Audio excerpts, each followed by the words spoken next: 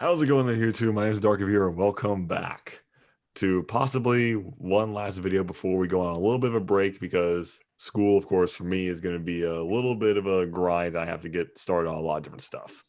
But anyways, we are going to do at least one more entertaining video for you guys. And judging how we did almost everything imaginable with anime except for one, we got to do the one thing that's pretty much going to be the make or break on who's a real weeb. Is who is your favorite protagonist of anime. But the catch is we will do a two-parter because we'll be doing the top 10 male version for now. And then to be in this gender equality world, you got to do top 10 female heroes or heroines.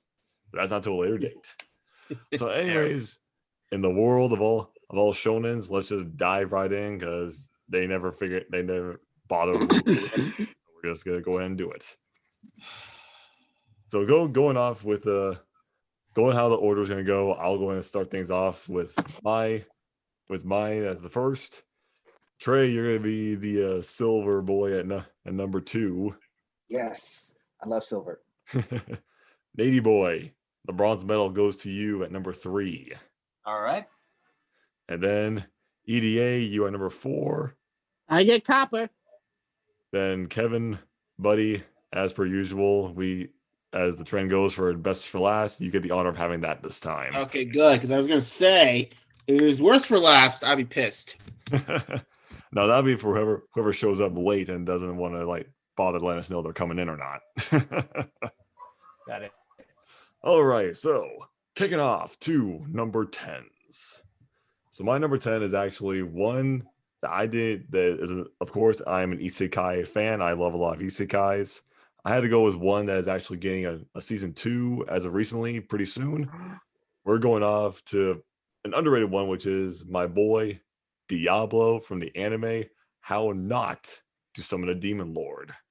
Oh, I thought it was Rise of the Shield Hero. I thought it was gonna be Naofumi for a second. No, it's not gonna be Naofumi. He does go into hero territory, but I still see him as the anti-hero. He's still out for himself. Okay. Diablo is basically just like you could think of like Log Horizon, Overlord, can't believe I'm saying it, SAO. It's basically another character going into the world of video games. And he's basically himself. He's a demon lord as his character. Though it is kind of funny that the horns on his head is actually fake. It's one of those clip-on horns that you see in Halloween stores. But it's just that his character is very heartwarming.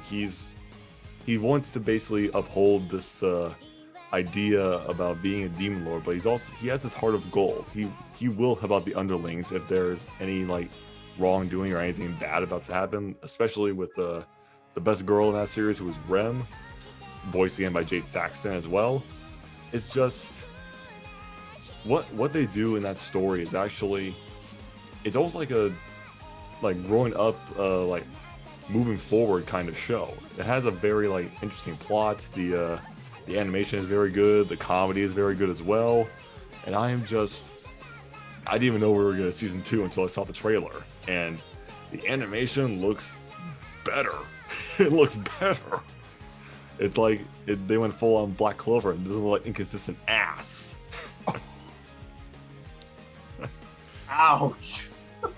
I'm sorry, Black Clover has a lot of inconsistencies and some stuff, but it's not 7 Deadly Sins bad. We can say that. You're not wrong. I'm gonna need to get salt for that wound, but that's true. But yeah, I can't wait to see the next season of the show, and I actually read the manga. It's actually really good. I do recommend it. I actually do recommend it for all my manga fans out there. Diablo the Demon Lord is starting off my list at number 10. Nice, an isekai. It's kind of ironic that someone called Diablo is a hero. I know, right? Well, I mean, the internet was kind of crazy of how Ainz was going to be a hero, and yet people were like, "Oh no, he's a villain!" People are idiots. All right, Trey. Anyways, Trey, my boy, you are number 2, or go right to number 10. All right, this number 10 is actually, and I am ashamed to say it, he is the only one on this list who I'm not completely caught up with in regards to their manga, but I am watching their anime. I am talking about probably the best wolf boy I've ever seen in a while, Legosi from Beastars. Legosi. Beastars? Yeah. Well, Okay, nobody expected this. I Nope. freaking knew it. Hashtag Trey is a furry. Confirmed. I'm not a furry. Okay. no, that's Nick because he put Bland for a waifu. Okay. Well, doesn't moving that on make from me a that. furry then for Kevin Konako? Okay, Yeah. let's just. But moving Nick, on. Go. All right. Well, as I said, I haven't read Beastars manga, and as far as I know, more of Legosi's backstory is revealed in the manga. But I'm just gonna go off basically what I've seen from him. I love how over the course of season 1 and what I'm seeing from season 2 is how he's becomes more bold as the series progresses through both his growing partnership with Louis and his love for Haru. Like starting out from day 1 in the first episode, he's always been like a nice guy, pretty much best friends with Tem, one of the herbivores in the drama club who was murdered by a carnivore. And of course, you know, Legosi being a big giant gray wolf who doesn't really talk much, everybody thinks it's, you know, like, okay, maybe he did, or maybe he just eats people in general or something like that. But no, Legosi's just, he's a nice guy who cares about everyone equally, regardless if they're herbivore or carnivore. He's just very socially awkward and shy and stuck in his own head, so he comes off as intimidating without even meaning to. And then, you know, he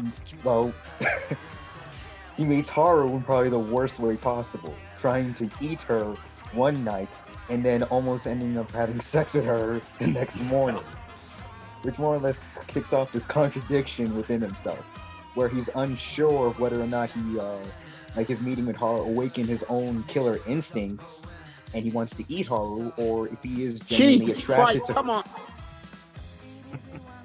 if he is genuinely attracted to Haru and just wants to be with her. And seeing him try to figure that out as the series goes on, with the help of even a freaking panda with a bamboo crossbow of all things, is pretty That was actually entertaining. badass. Okay, that's badass. And want to know what's more badass? Comes in a point where Haru gets kidnapped by a lying Yakuza group. Don't ask questions, I don't know where the fuck that came from.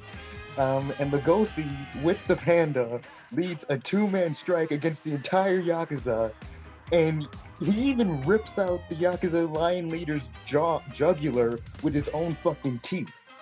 Okay, Yeah. now he's a hero, okay? Yeah, you never thought he would actually be like so heroic until you see some of those episodes. It's why I like the show, Wow. to be honest. Yeah, it's like Legosi is the kind of guy who thinks he'd be best if he just stays in the shadows regardless of what everyone thinks to him.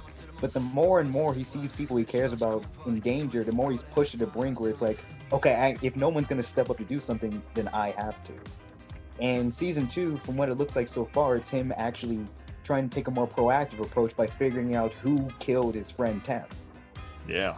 honestly. And like, it's pretty cool, like seeing him work with a giant snake detective bodyguard, Yeah, that is trying to like. figure out who it is.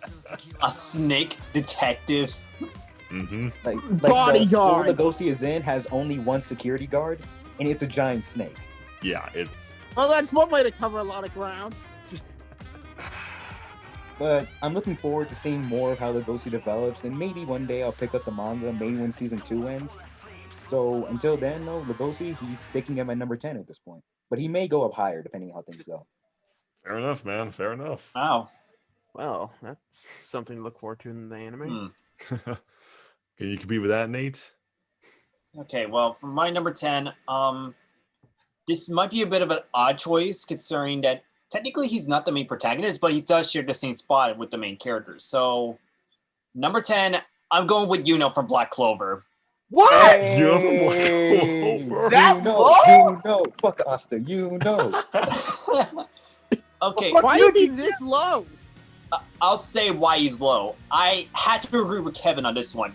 Yuno is literally a Gary Stew. Like, everything that he does, it's going perfectly for him. Like, he never really had to suffer much consequences. It wasn't until the Spade Kingdom arc that he actually legit suffered the consequences. It took that long.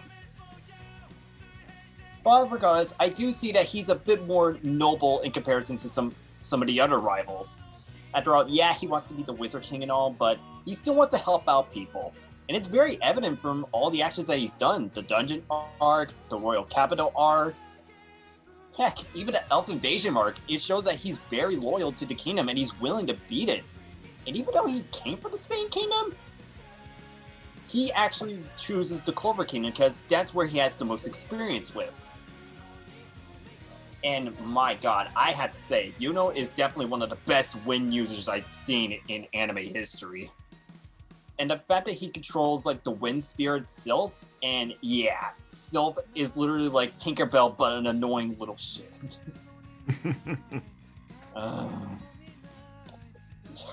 Really? The Yuno simp?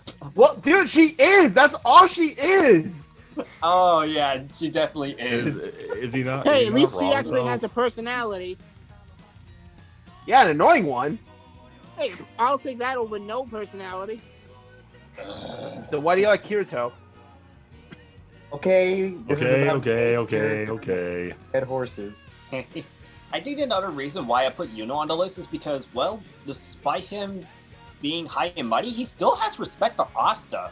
Even when he saw him when Asta unleashes like black form, I was like, wow. Yuno was actually legitimately shocked that Asta could pull something off.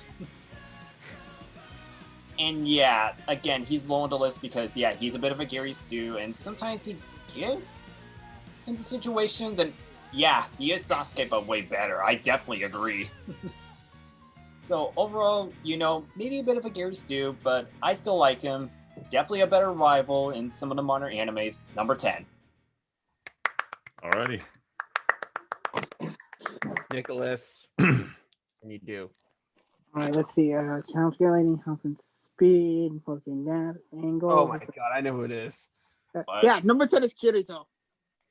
Oh, well, at least he's number 10. At least he's low on the list. Kirito, it's not Kirito. No, it seriously is. I thought it was Senku. Because you were writing on the fuck.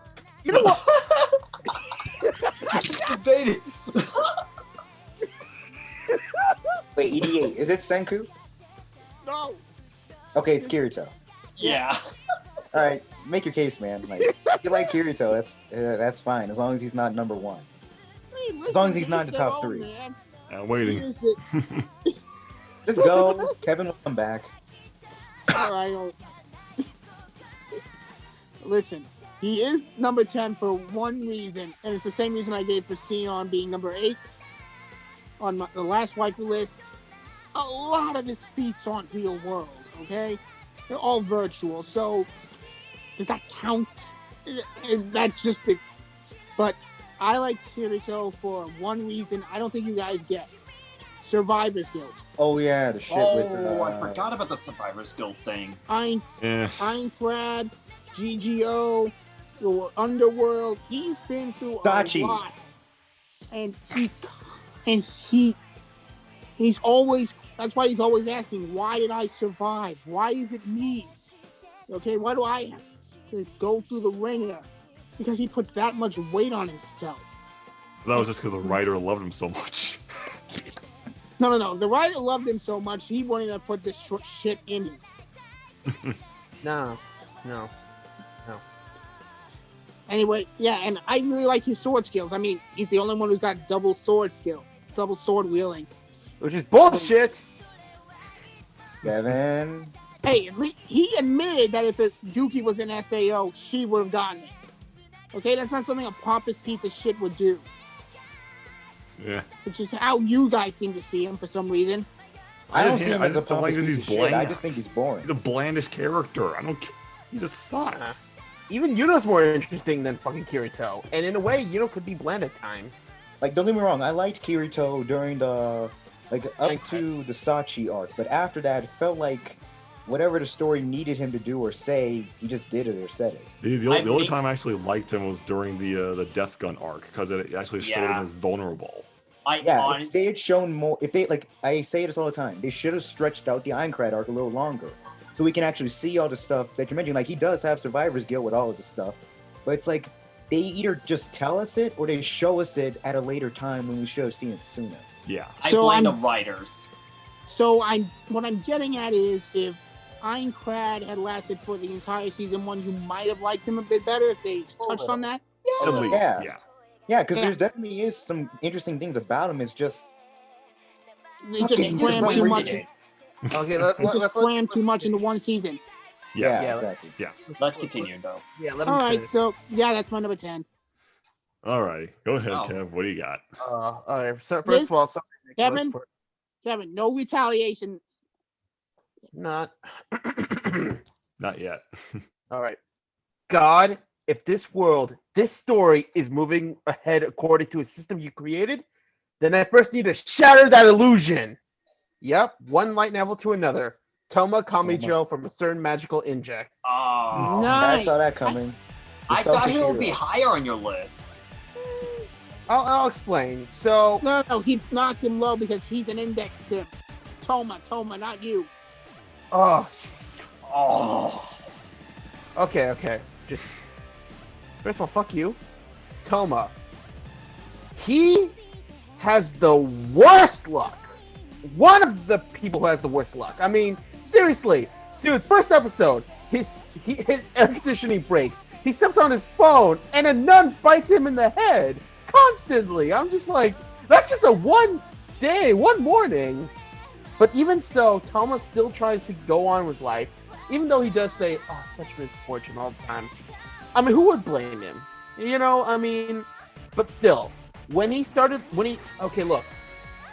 As annoying as Index is to me, if it wasn't for her, the story wouldn't have been, continued.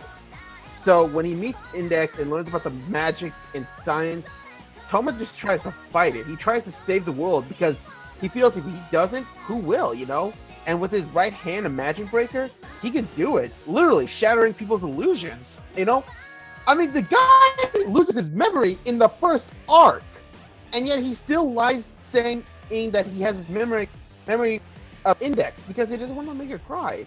That's noble.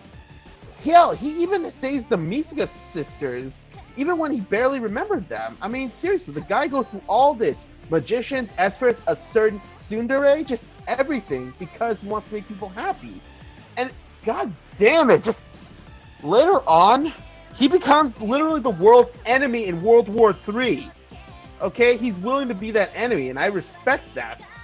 And don't break his arm off, because god damn it. Oh no. That's opening Pandora's box. And just from the anime, we just see a glimpse of it, I heard. Yeah. So he's the walking Pandora box of the certain franchise. If you cut his arm off. Yes. Yeah, trust me, Nate. If you had continued, you would have seen it. But I'll tell you more about it later. But the only reason he's low on this list is because he's kind of basic. He's kind of basic. It's not that he's a bland character. It's just like he's in a way normal, but I still respect him. So yeah, Toma is my number 10. Also, just to every certain fan, Toma X Misuka is number 1. Fight me. I love how no arguments for me, man. Yeah, I love how we had like our number 10s share the same voice actor, Kevin. That's pretty cool. Oh yeah. Same dub voice actor, at least. Same dub. Yeah. Oh fuck me. Okay, Brandon. Yeah, I'll go to number 9. And tell me if you guys don't know this quote. Hey, Noel. Looks like I'm not the only one with ripped clothes right now. What? Asta from Black Clover. Oh shit. He's number 9. I thought he would have been number 10. I thought he would Why have is been he number. number 9? Because What? here's the thing, I will tell you. The reason why he's more than Diablo is because, as we know, like I said, Diablo is a pretty basic isekai character. I've seen him a million times. Asta is like Natsu, but you know that's coming. You know the jokes are coming with him. And I'm just like, yes, can he be annoying? Yes, he can be. Of course. But it's just when he fights and he unleashes his magic, his demon sword, his black form, and just the later seasons right now, the later arcs we see him in, it's just his character is growing, it's progressing, it's showing that he cares about everyone. He wants to put his life on the line to be the next Wizard King. And I can get behind that. I really can. And I'm just like, he basically is. It's basically just like Natsu from Fairy Tail when he on the outside, you think he's a complete bumbling moron, but when he fights, he's like a genius. And I mean, it's just Asta is just one of those characters we know who has like a monster inside them, like Ichigo and some of the other ones we know about. That's kind of a trope that we see in anime these days. They play that up to like very just like complex and just keeping you in the dark about what's actually gonna happen in the future, instead of rather just fucking telling you like how they would in Fairy Tail. But also, I just love the fact that Asta's dub voice actor just has so much fun playing that character. It's just, he even sounds like he's having so much fun. Yeah, people gave the dub crap. Well, let me say this. The dub voice for Asta is more tolerable, in my opinion. Oh, yeah. Oh, yeah. And also, for us, Asta and the Well shippers, the dub actors are married, so fuck you. That really doesn't mean anything, because the Japanese voice actors for Natsu and Julie are also married. Look, Wait, whoa! What? How did you guys not know that? Let's continue that later. Let's continue that later. We'll continue that on a later note. But it really is I'm bummed out that Black Clover, this anime is gonna be ending for a while in March. It's a little heartbreaking, but they want to let the manga keep going. They want it to go so they don't have like the force to catch up and do like. Thank the Lord to not catch up and do any more fillers. Thank God. Well, some fillers were enjoyable, but yeah, I could see why. But- Manga readers for life don't gotta deal with that shit. Exactly. I can see one reason why they would do this. They don't want to do a fucking Akame ga Kill. Or that. Or we could- Rosario Vampire. Oh no, that was. Anyways, Right, Asta to me, he gets my vote for be the next Wizard King, and I really want to see more of the Black Bulls. So, Asta to me is my number 9. Nice. Also, yes, Steamy Water is my Fairy Tail canon pairing. Yeah. Yeah, I Okay, wouldn't mind Natsu and Juvia. Okay, Wouldn't Trey. that be Trey, called go. boiling point? All right, Trey. Ray, just go All right, before they do anything. this is probably my honestly probably my most weirdest entry, because like he's not the main protagonist, That's fine. but I like him so much more than the main protagonist in it. I'm talking about Arthur Boyle from Fire Force. Yeah! The Night King! The Night King! Yeah, fuck you, Shinra! The Night King! Even though Okay, Juvia please cool. explain. Okay, I'm genuinely curious. okay, no disrespect to Shinra. Like, he's good for what he is, but it's like he doesn't really have anything that really stands out about him as a main protagonist. It's like, you know, he's a guy that wants to do good because he just wants to do good, and he has a tragic backstory. Like, he checks all the boxes, but that's it. Arthur, he's more entertaining to me because, like, I always prefer the characters that have a more unique motivation for doing good besides just wanting to help people. And his desire to want to become in his mind, the Night King, out of his childhood abandonment from his piece of shit parents. Fuck them both. Oh my God, fuck them both so much. It's No, it's big on, Sir Devil. yes, but like at first, I'm gonna be honest, I wasn't a big fan of Arthur. Like, I never hated him, but he's like, no, he just felt like that one gag character that ends up being badass sometimes, kind of like Zenitsu from Demon Slayer. But after finding out about why he's so delusional with the Night King and all that, and seeing him actually be more badass and actually show why he's Shinra's rival despite Shinra learning how to move faster in light, it really endeared me to him. Like, I fucking love the sword skills he picks up. Like, you know, the samurai Iai Jutsu style he used in the tunnels, how the more caught up in his delusions of being a knight he is, that he makes his own plasma stronger. Like, I'm not joking, like, in the fucking manga, like, he has a form that's so badass as hell, and it's like, I fucking love it. And I also like how, like, some of the funniest moments are from him. Like, when he punches out that old man dressed as a fucking rapist. I was about to say that. I was about to say that because Arthur, despite looking dumb, he's surprisingly smart. Yeah, and another reason why that's clearly a tiny man in a dress. Like, there's definitely a lot of potential in Shin Arthur that his delusions are keeping from letting out. And he's also Luke Skywalker XP, so of course I have to like him in that case. But if there's one reason why he's so low, Fire Force, they are filled with static characters.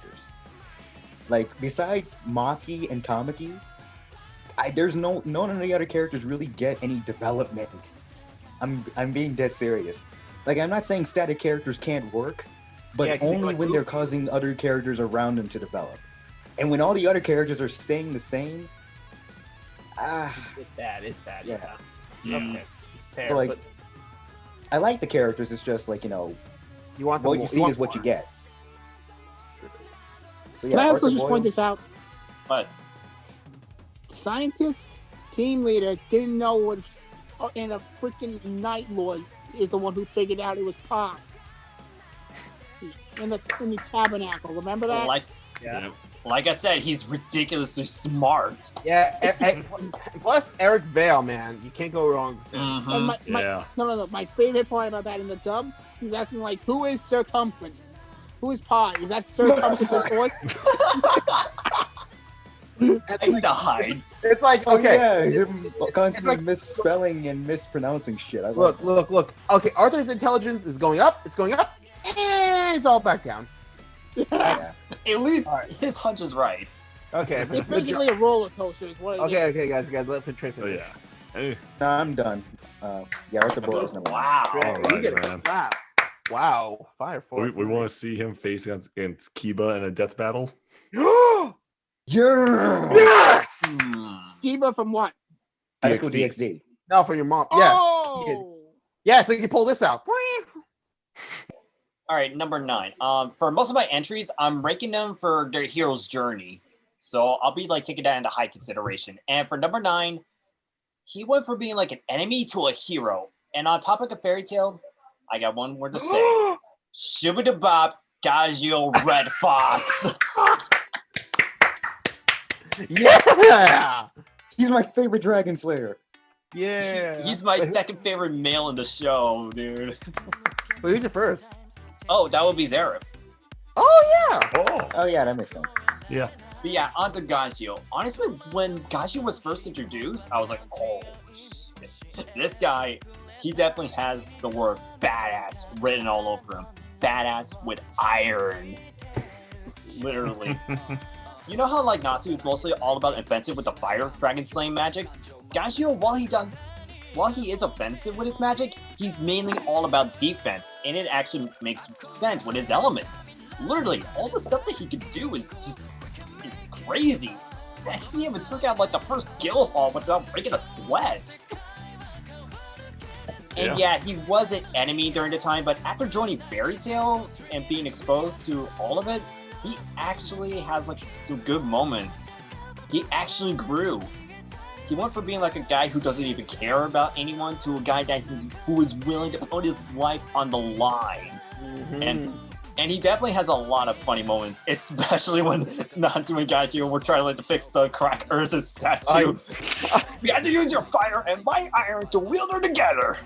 I know, but no. Another one that's funny when he gets jealous that Natsu and Wendy have cats, but he doesn't. I love it. Like, I feel bad for Gajeel. Like, he's always the one that is truly behind the Dragon Slayers, but he always knows how to surprise anyone. Literally. Yeah, but let's be 100% honest. He got the best XZ. oh yeah, Lily, yes, arguably. So here's the Yeah. ranking. Lily, Carla, Frosh, Lecter, and Happy. pretty much. Yeah, pretty much. Yeah, Just look at Happy. Yeah, I can live with that. Yeah, another I funny mean, I moment didn't that bother to rank the cats. all right, let Nate continue. please. Another funny moment that I do find Gajeel very appealing is whenever he goes on stage and tries to perform, it was so funny. No, when he sang to Levy, when she said like, "You do owe me a song," he's like, Yeah, he committed. "Yeah, but Nate, Gajeel Alex Levy all the way." I know, that's one of my Amen. favorite OTPs in the show, and it's confirmed canon. And I'm Because sorry. she's pregnant. She's pregnant. Yeah, she's pregnant. Wait, what? Yep. Yeah, Levy's pregnant in the sequel. She took Gajeel's iron. She took Gajeel's iron. Kevin, shut up, man. Shut up, man. How the fuck did I miss that? You didn't read the sequel. I read a bit of it, so I know. All right. Is there Anything else on Gajeel? And the last thing that made me fully appreciate Gajeel the most, when he supposedly sacrificed himself to protect Levy from Bloodman. Oh, that, no joke, that made me cry. I gotta be 100% honest. If that had actually happened, not just for Gajeel, but for a lot more characters, actual death, I think Alvarez might have actually had more weight to it. Oh yeah. Yeah. Yes. Because it would have shown that nobody is safe. Exactly. Mhm. But of course, fairy tale where everyone survives except the villain. All right. And for Gajeel overall, yeah, he started out as a villain, which is why he's only number 9, but I still love Gajeel. He's funny, he's badass, his hero's journey was just incredible, and yeah, he's one of the 3 Dragon Slayers that was able to get a lady. Number 9. Yeah. Yes, buddy. Actually, I think he's the only one who's confirmed to have one. All right, Nick, let's go. Nick, We'll discuss that later, but what is your number 9? All right. Clustering wishes will become a new star. Become the path it lights shine upon. Synchro summon soar Stardust Dragon. What? Yusei Fudo is number 9. Oh, Bro, he's on my list. He's that low? I know the reason why. I know. Okay, what do you think the reason is? Because he doesn't really develop. There's he develops at times, but he doesn't really. He stays the same, and he's Gary Stu. No. Gary Stu, somebody's pulled new abilities out of their ass when they're about to die. We do see him training for some bits, even though it's mostly for riding a fucking motorcycle. Let's be honest. Hey, the Yusei Go is the best machine. Fight It's me. awesome. I'm not denying the motorcycle is awesome. I'm just saying, hey, you can only take riding a motorcycle as. All right, just go, please. This guy is okay, but that plugs into one of the reasons he's a freaking genius. Okay, let's get out of that out of the way. Every other Yu-Gi-Oh! Main character, they're not the brightest in the bunch. no. You kind of an No. idiot. No. Like he's smart. He actually thinks strategies through rather than just wander into them. Okay. Second of all, head signer. That means he's got top position. Yes, 1,000 times to that pairing. Okay. Yeah. That should have freaking happened. Okay. Third, I want a multiverse machine so I can see that ending. Okay? Stardust, let's just talk about Stardust Dragon for a second. Yeah. That, The third best dragon in Yu-Gi-Oh! I am curious to see what your first 2 are. Later. No, All right. Every evolution just gets better and better and better. Yeah. God, first we got Majestic. Okay, that thing is freaking. No pun intended. That is a majestic looking thing. Okay, it is so cool. Then we get Shooting Star. Oh, yeah. That Yeah. looks amazing when I And first then, Then the ultimate. And then Quasar. Yeah. However, Quasar is in part of the reason why he's this low. If you're like me and you only watched the sub as a kid, dub, you would think you didn't get the satisfying ending you did when you watched the sub. No, you don't. Yeah, so it definitely rubbed me the wrong way. There's everything's just solved now. Fantastic. And plus, he turned down Best Girl Akiza, okay? You're freaking moron in that regard. well, okay. Well, technically, though, Akiza didn't really. Yeah, exactly. Yes, really. Yeah, exactly. So you can't really blame Yusei that much. I mean, he's a little. You saw that she wanted to. That she wanted to, yes, but she wanted to basically become a doctor. So I get why that happened. I blame the writers. Yeah, I exactly. you too. But yeah, head signer, one of the best duelists in all of Yu-Gi-Oh! Not just his series, but just in general. Ooh, number 9. And bonus points for being in a tag team with Yugi and Jada in that movie. That's true. I love that movie. I didn't mind. I thought it was unique. I It was know. nice. Even though the villain was kind of controversial, yeah. How was he controversial? Just his methods. All right, but yeah, wow, dude, you get my respect. That makes up for Kirito. I know, right? So what is your number 9 though, Kev? It's a tie. Oh, First,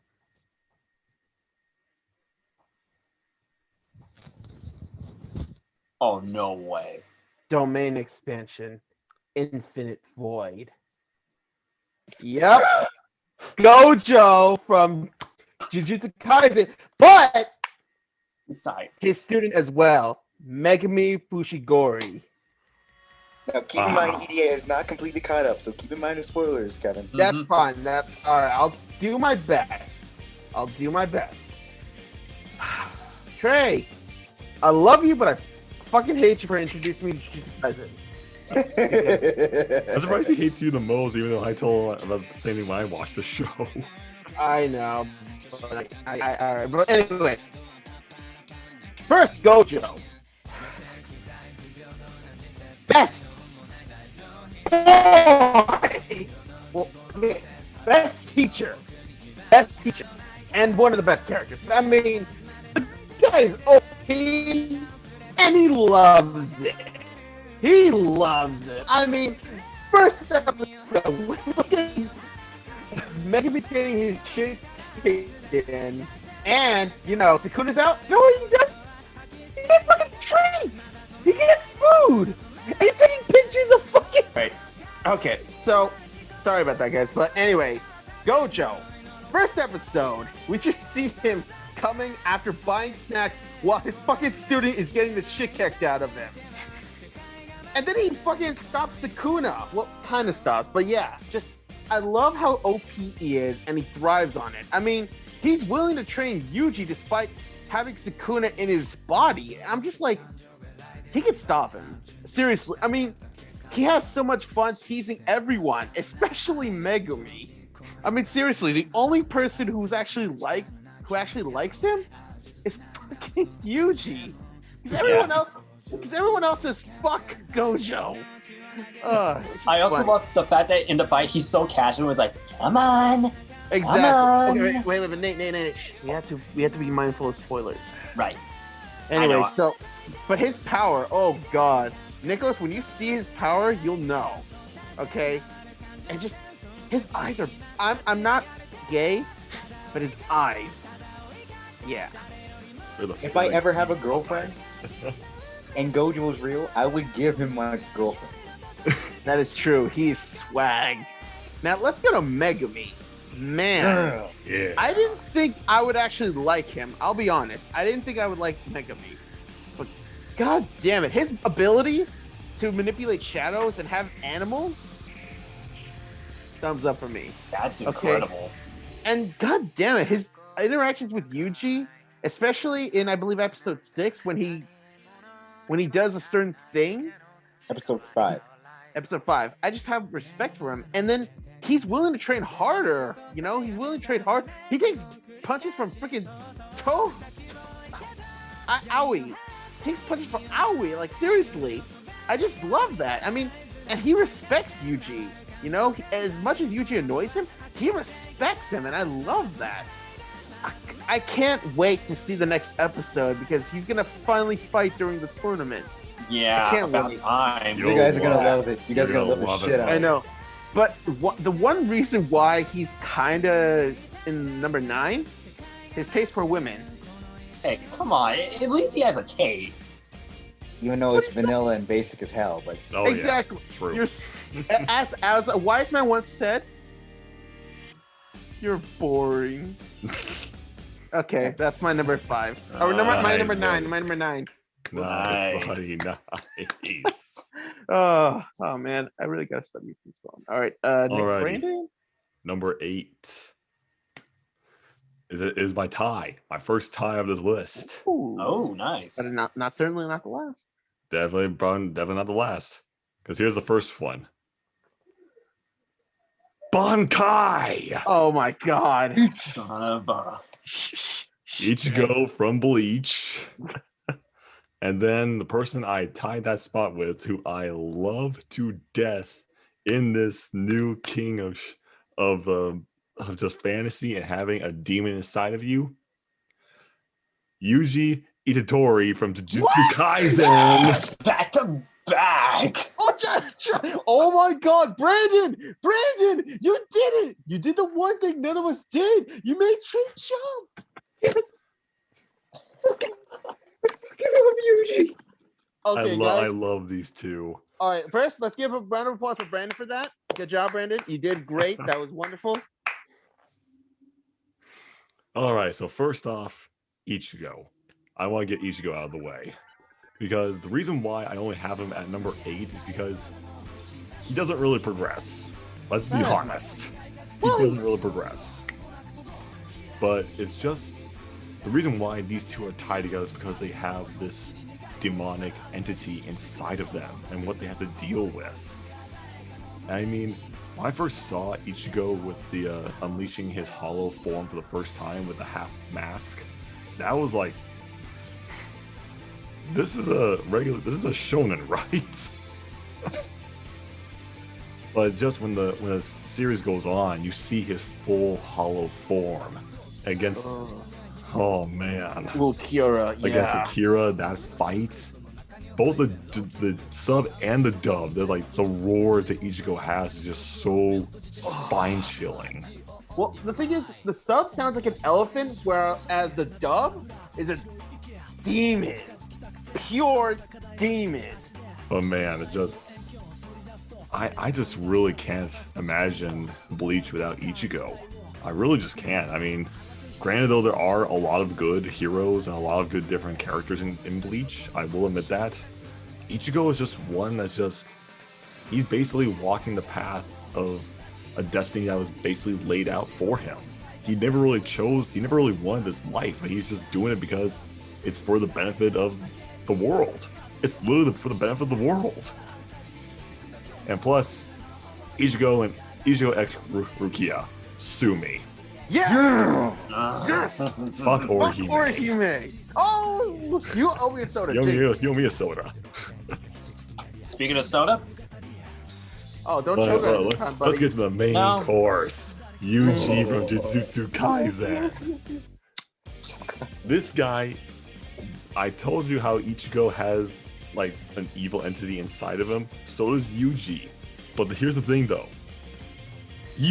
His character is far more complex and far more intriguing than Ichigo's. I'll be honest. That's fine, bro. That's fine. Just when you hear about this evil entity, this holy fuck of all worlds is gonna end the world inside this guy. And you would actually, like Trey said in the villains list, how you want to kill this guy. You don't want this thing to be unleashed. But it's just, I feel sorry for the guy. It's hard. Just like we know with a lot of different shonen anime, when they're like thrown into this world, whether they want to follow this path or not. It's just what they do beyond that is what really defines them as a character. And just Yuji, by the time, I think his peak moment why I love him so much is when he fought in the tournament. Yes. That tournament arc was so fucking good. EDA, remember. I'm sorry. Remember this. Also, speaking of like that, can we imagine how freaking athletic this guy is? Oh yeah, hugely. I mean, when I saw him, I thought he was gonna be a lazy bum. Like for the first time I saw him in the opening, he's just sitting there, sleeping on the train. Like, oh, is this the main character? Is that it? But then when the series picks up, this guy, I put him in an Assassin's Creed game. I will love him for that. You just punched the concrete. And honestly, like if I had to compare his physical movements and the way he fights and all that, he reminds me a lot of Spider-Man for some reason. Indeed. He does. Yuji man does whatever. Shut up, Yuji Kevin. Are we sure he didn't have curse energy before needing the finger? No, he did have curse energy. It's just like It's he weak. wasn't one of the people that was able to use it. Yes. But man, these two know how to just put the emphasis on having an evil being inside of you and just basically becoming someone that you don't know you're going to be, but the people who see you as what you're going to be. Those two are my tie at my number 8 spot. Nice, Brandon. Brandon, fucking thumbs up, brother. Goddamn. Wait, we had 3 Jujutsu Kaisen characters in a row. That we did. Mhm. All right, now Nate. Oh, What do wait. you got, Trey? Going off to you for your number 8. All right, this one is probably is a lot more obscure and honestly more unexpected than Arthur, but I do like him as protagonist, not because he's personally like he's my favorite type of protagonist, but what he does with the trope he is. I'm talking about 25th Bam from Tower of God. From Tower of God? Tower? Oh, God. I Dude, was yeah. not expecting that. I still gotta watch that show. Shit. Now, I'm gonna be honest. My experience with Tower of God was I watched the first 3 episodes that came out. I liked it. Then I jumped straight into the webtoon. Like I downloaded the app, started reading, like binge reading it, catching up, and Yeah. all that. And the further I read on into this series, the more I became like not necessarily attached, but fascinated with Dom. Like if I had to compare him to another character that he's kind of similar to in my idea, it's kind of like he kind of reminds me of Shiro in a sense, but like his motivations are entirely different. Like there's a quote that I think sums up his character perfectly well: "Stars, thrones, skies, the outside world. I don't need any of those things. But if someone tries to hurt someone precious to me, I will fight."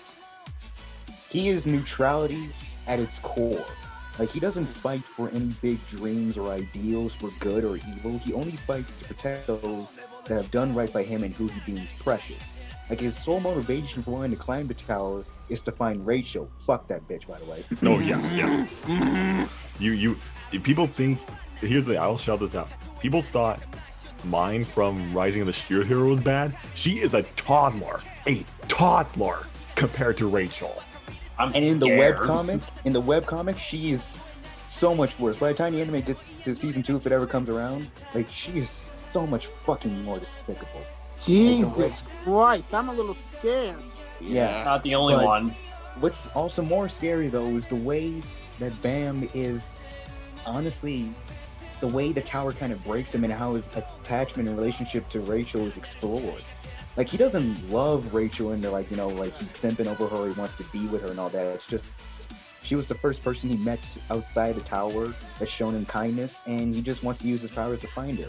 And when she betrays him, that kind of fucks up his entire world. Like Yep. someone that has shown him nothing but kindness ended up betraying him at one of his most crucial moments when he's done nothing but try to use his talents to support her.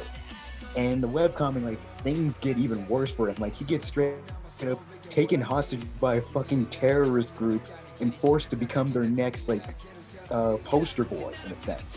Like, cause the thing with Bam, he's kind of like the chosen one prodigy archetype. In a sense, he's something called an irregular in the Tower of God universe, where people are born outside a tower, and when they go inside a tower, they are exceptionally talented with that with Tower of God's power systems, Shinsu. Like people have said that with Bam, it's like he's breathing Shinso through his very being. Like he is Shinsu. And seeing him but the interesting thing is he doesn't give a shit about any of this. He just wants to have friends to care for. But because of his exceptional powers and mysterious relationships to certain important figures in the tower, people just keep coming after him. So he's forced to use his exceptional power to fight. Like there comes a time where like other characters tell him, hey, sometimes you're gonna have to act like more of a god than a human sometimes. You're going to have to use your powers to do things you don't want to do to protect what you have. And seeing him try to reconcile with that fact as the series goes along, it's interesting to me. Like he's like a better version of Rey in a sense, where he starts out exceptionally talented. For some reason, there's a lot of mysteries surrounding his lineage, but his character and the way he progresses are a lot more entertaining to both watch and read. but there's a lot of things in Tower of God that denies that outright. He's a prodigy character done right, I think. Yes, I agree. Okay. Yes. Also, Brandon, have you read the Reb comic, honestly? I did. Fuck yeah. You guys are such best friends. I will say this. I will flat say this. Whenever there's a show, a movie, I read the source material first before I go into the actual show. Did you do that with Jujutsu Kaisen? I did. Holy shit! Dude, wow. You guys are best friends now. Damn. Brandon, Shibuya incident. Crazy, right? Okay, all right. Let's go. Nate, go. Water breathing, first form, No water words. surface slash. Yeah. Tanjiro Kamado is my number 8. Tanjiro? Not a bad choice, honestly. Yeah. Not terrible choice. There's worse, but yeah. Yeah, look at my number 10. See, I can take shots at Kirito too. Anybody Nate- can, but yeah. Tanjiro, honestly, the first moment that I saw him in the episode, I feel bad because he lost majority of his family thanks to Muzan. Can you imagine how painful that would have been? And seeing your own sister turn into a demon?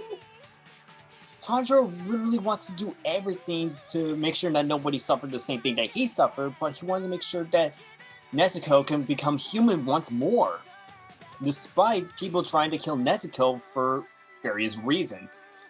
Tanjiro is literally Izuku, but in comparison, Tanjiro is a little more bold if you think about it, because don't get me wrong, I love Izuku, but even I'll admit that Izuku can be a bit shy and he can fumble a bit. Mhm. And whenever Tanjiro sees someone struggling and he sees the opportunity, he'll do it. He'll help out a person. Heck, even when he first met Zenitsu after the exam, he helped out a lady. He was like, do you need any help with like the baggage? And it actually shows how honest and how determined he is. That's probably my favorite part about Tanjiro is how respectful he is to characters. Yes. Like regardless if they have treated him wrong. Like Even his Genya. enemies. Mhm. Even his enemies. Yeah. Like Remember the only the time drone he'll be demon? disrespectful to you is if you're an absolute piece of shit like Muzan. Oh, yeah. Yeah, love that. exactly. I don't think anyone's going to respect that guy. I don't think anybody Yeah, there's can. Let me put it this way. There's a difference between respect and fear. Muzan just doesn't give a shit. Yeah. Yeah.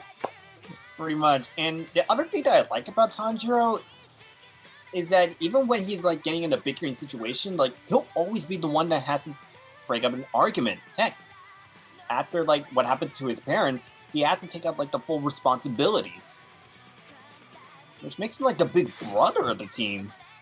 Literally, even when they're like relaxing and when Inosuke is just eating his food, instead of getting mad, Tanjiro's like, "Oh, you want my food? Go ahead." That's very nice. And also, he gets into a lot of funny shenanigans, especially around the end of the first season when he reunites at Haganesta. That was just so hilarious. It shows that Tanjiro does have a sense of humor. And I have to admit, I really love his breeding styles. It's just visually beautiful. And what he did in the forest arc, Oh, jeez. yeah. Not so ain't the only one with a fire dragon. Yep. Fuck you. Right. Yeah, Hey, oh, you say that like it's not true. all right. The reason why he's number 8 though is he's a bit generic and he's a bit basic. But hey, I'll take that over like a super duper annoying character. That's my number 8. I think When is that the movie coming? I know. it should be probably coming no, this spring, maybe. No, I think Trey was gonna say something. Oh yeah, I was gonna say something on like how Tanjiro, like he's generic. Like I honestly think that it was an intentional decision because when you think about it, most shonen characters are like kind of static, and like unlike my complaint with Fire Force, he at least causes the characters around him to develop in some kind of way. Oh That's yeah. true. Plus, Tanjiro's dub voice. Nicholas, go. Yeah, go. Yeah. What is your number 8? Well, you gotta show it's another tie. Oh. And let me put it to you this way: they are real men, even if one of them is a cyborg. What the fuck? Wait a minute. Wait a minute. Hang on. Let him say it. Pikachio from Samurai 7 Oh. and Elfman Strauss from Fairy Tail. Oh. Okay, I was not expecting Elfman, to be I honest. will got say another this about waifu. Elfman. He You is know- a massively underrated character. He He is, is but underrated what? and underutilized. Okay, yeah, I agree, but what the fuck? You could have at least put him on honorable mentions. No. First you had bland ass bread Kirito, then you pulled this shit. Yeah, The salt is real. The Yeah, salt I is feel like it's show- so pleasing you, Kevin, when it comes to EDA. Like I feel Indeed, like yeah. EDA is always going to be You had to show. disappointing you. You had to show us all up. Manly style. Yeah. Yeah, Fuck talk you, about them. Brandon. All right, who's up first? I don't Pick care. one. Let's go. Whoever. All right, Pikachio. Okay. Okay. This guy started off as a farmer, underwent cybernetic surgery to turn him into a cyborg, and started calling himself a samurai. But he is the most noble out of the entire crew. Okay, he's literally the one calling out he's literally calling out other people's bullshit. He's pointing out, oh, now you want us to help you. You didn't want us before when they weren't threatening to come, but now that the bandits are coming and we're here, you're like, oh, please save us. He's like, yeah, fuck you. Okay, he's pointing that out. And let me put it this way. His sword functions as a chainsaw. Yeah. Okay. Okay? That's pretty.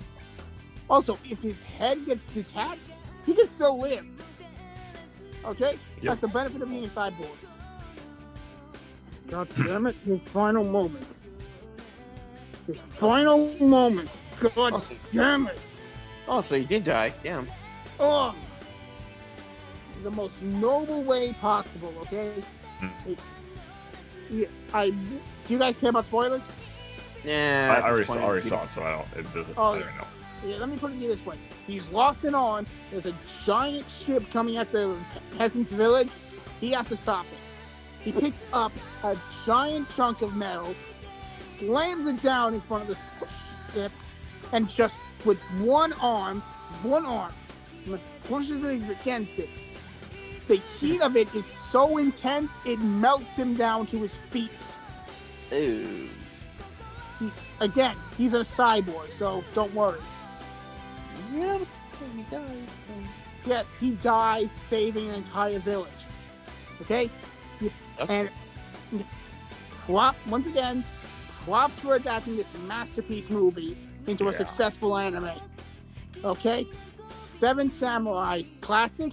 This captured that in a cyberpunk, in a fantasy steampunk world. Okay. See? So go to Elfman. Yeah, Elf. Lane.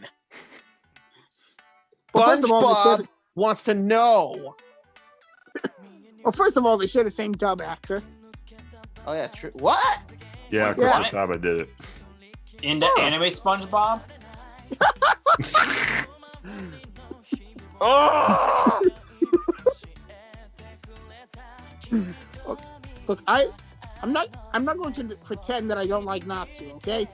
I just like Elfman a little bit more. Okay? It's all a matter of personal opinion.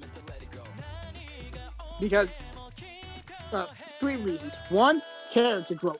He actually had to undergo and struggle to get into full body Beast Soul before, because all he could do was in a single arm before.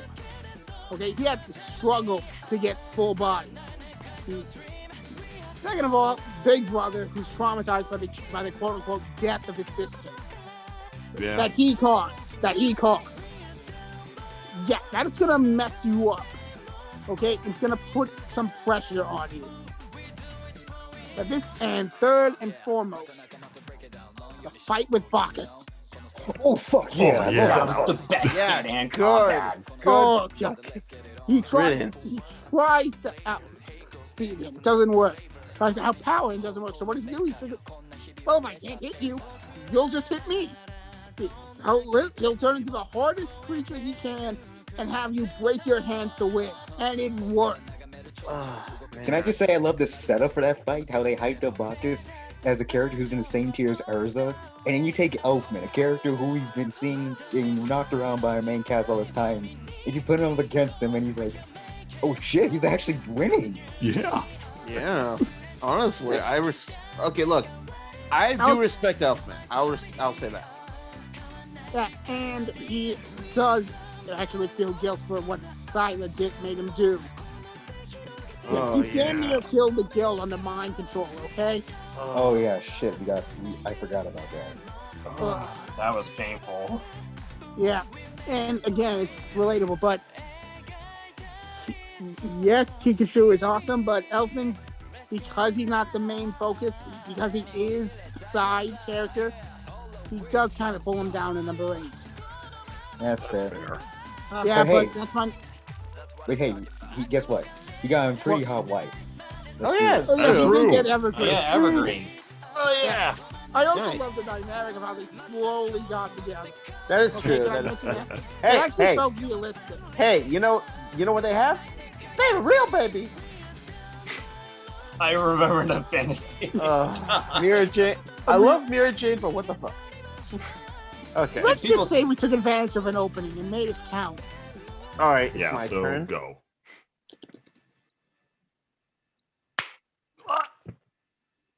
Yes. Yes. Alex Louis Armstrong. Fuck. Nah, just kidding. No, Edward Elric. Yes! Oh damn, you didn't jump. Oh, I'm disappointed. Oh well. I'm sorry, you I'm gotta ruin it happy, with the- but It's fine, it's this fine. low though. Mr. Yuno. Okay, but anyway, so Edward.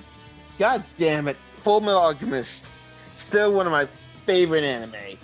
And you can't have a good anime without a good protagonist. And Edward is that. I mean, the guy he's first of all, like Elfman, he's a big brother. He's trying his best to, live with his mother and his brother. But then when she dies, he and Elfman decide to do the ultimate taboo, human transmutation. Ugh.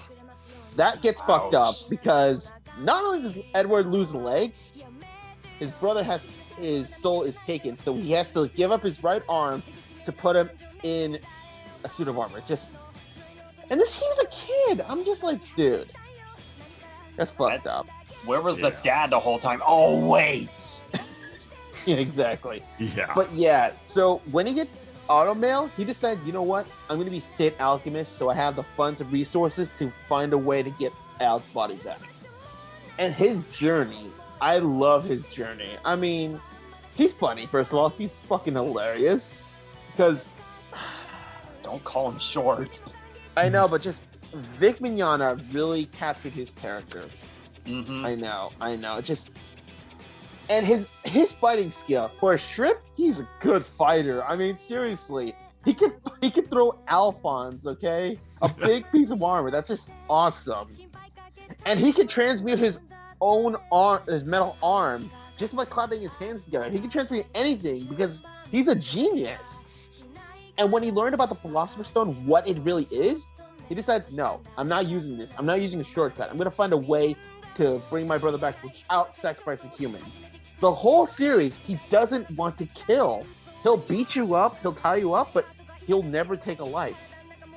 Even Pride, the sin of Pride, he doesn't really kill Pride. He actually just captures it, Mm-hmm. Turns him into Yeah. a fetus. Or You're not wrong. or Kimley in that little skit.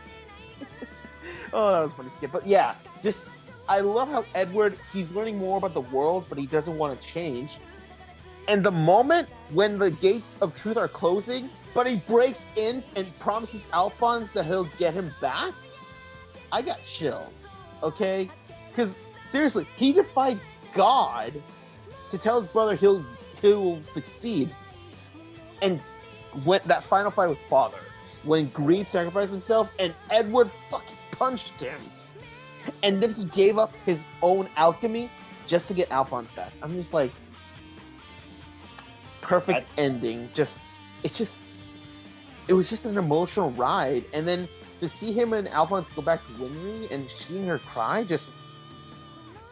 And then we get confirmed that she and Edward plowed and had a kid, 2 kids. I'm just like, perfect ending. Yeah. You get a clap for Yes. that one. Thank you. Absolutely. Thank you. All right, What's so the EDA? number 7. Oh, you get to have the glasses? Oh, Yu-Gi-Oh! Wait, is it double? Oh no, it's not. Yep. Yusei Fudo from Yu-Gi-Oh! 5Ds. Absolutely, because this guy doesn't need any bullshit spiritual help to win a duel. He has the sign arm, but That's I don't know if that, here's the thing though, that doesn't really count because it's not an entity, so it's not talking to him and teaching and telling him moves and advanced. But it's just also he's one of the only Yu-Gi-Oh! Like main characters that actually has like a 3-dimensional background, like just development around him. He grew up in the slums and is basically rising up through the ranks to be a great duelist. And when we actually got that and he competes in the first tournament, that was actually, I didn't know who was going to win that tournament. There was like so many like different duelists, so many different like just out there. And when he faced against Jack, when he faced against Akiza, and of course he has a best bro, Crow. I mean, come on. They're our best bros. Yeah, sorry, Jack, but Crow is definitely best boy. Best friend. Best ship, Yusei and Akiza. Best ship, and I'm still pissed off that Zexel was the only one that got a confession made, even though she shouldn't have been the main fucking character. Even Rio. Love the fact that Yusei he just goes off on he basically does all of this for a lot of like what we have noticed for a lot of the different like handout to a hero's journey. He basically takes that and he hesitates for a moment. He's not really sure what the outcome is going to be. Like every single duel he faces, whatever it could be with like either a dark entity who's trying to bring back like gods pretty much, or also a different future version of himself. It's actually, he doesn't know what the future entails, so he has to take it with caution. He's a very cautious person. And I just applaud him for just even putting his own life on the line for his friends. And just the ending of the 5Ds is still the best ending in all of Yu-Gi-Oh! Oh yeah. I will be honest. That is literally the best ending in all of Yu-Gi-Oh! Yeah. As much as I love Atem going passing on to the afterlife, that did make me a little bit sad when I was a kid. 5Ds was more mature about it, and it actually hit me in the feels. And yes, I still am pissed off, as we said before, about Akiza and Yusei not getting together at the end. But whatever happened, it happened. Whatever. I'm just not going to deal with it anymore. Hey, Brandon, don't worry. They're still best pairing, though. I will say. So, Brandon, we have the power of fan fiction. We do. That we do. And I've seen many different fanfics about that, and I've seen some steamy ones. Oh my! Brandon, can you send me the link to them? I'll see if I can find them. But of course, his deck, the Stardust Dragon. And you guys asked why he's my third best dragon, because I'll tell you who my top 2 are. Number 1 is definitely Galaxy Eyes. Oh, Can't go wrong with Galaxy Eyes. And the second one is actually the underrated dog, Red Eyes Black Dragon. Oh, Red Eyes Black Dragon. Yeah. But I can accept those. Accept those. Blue Eyes gets too much credit, okay? We need to look at the other dragons. That is true. I will give you that. But Damn. I just really can't imagine 5Ds being like a dystopian apocalyptic world, riding motorcycles, having duels. That just sounds a lot of fun to me. And just having just the fun time watching that show just makes me feel good about myself. So Oh, yeah. Yu-Gi-Oh! 5Ds is one of my favorite anime series I love. Yusei Fudo takes the spot at number 7. Thumbs Nice. up, Brandon. All right, Trey, top that. What do you can. got, Trey? Belongs to Jotaro Kujo What? from JoJo's Bizarre Adventure. Jotaro. Jotaro! Oh my god.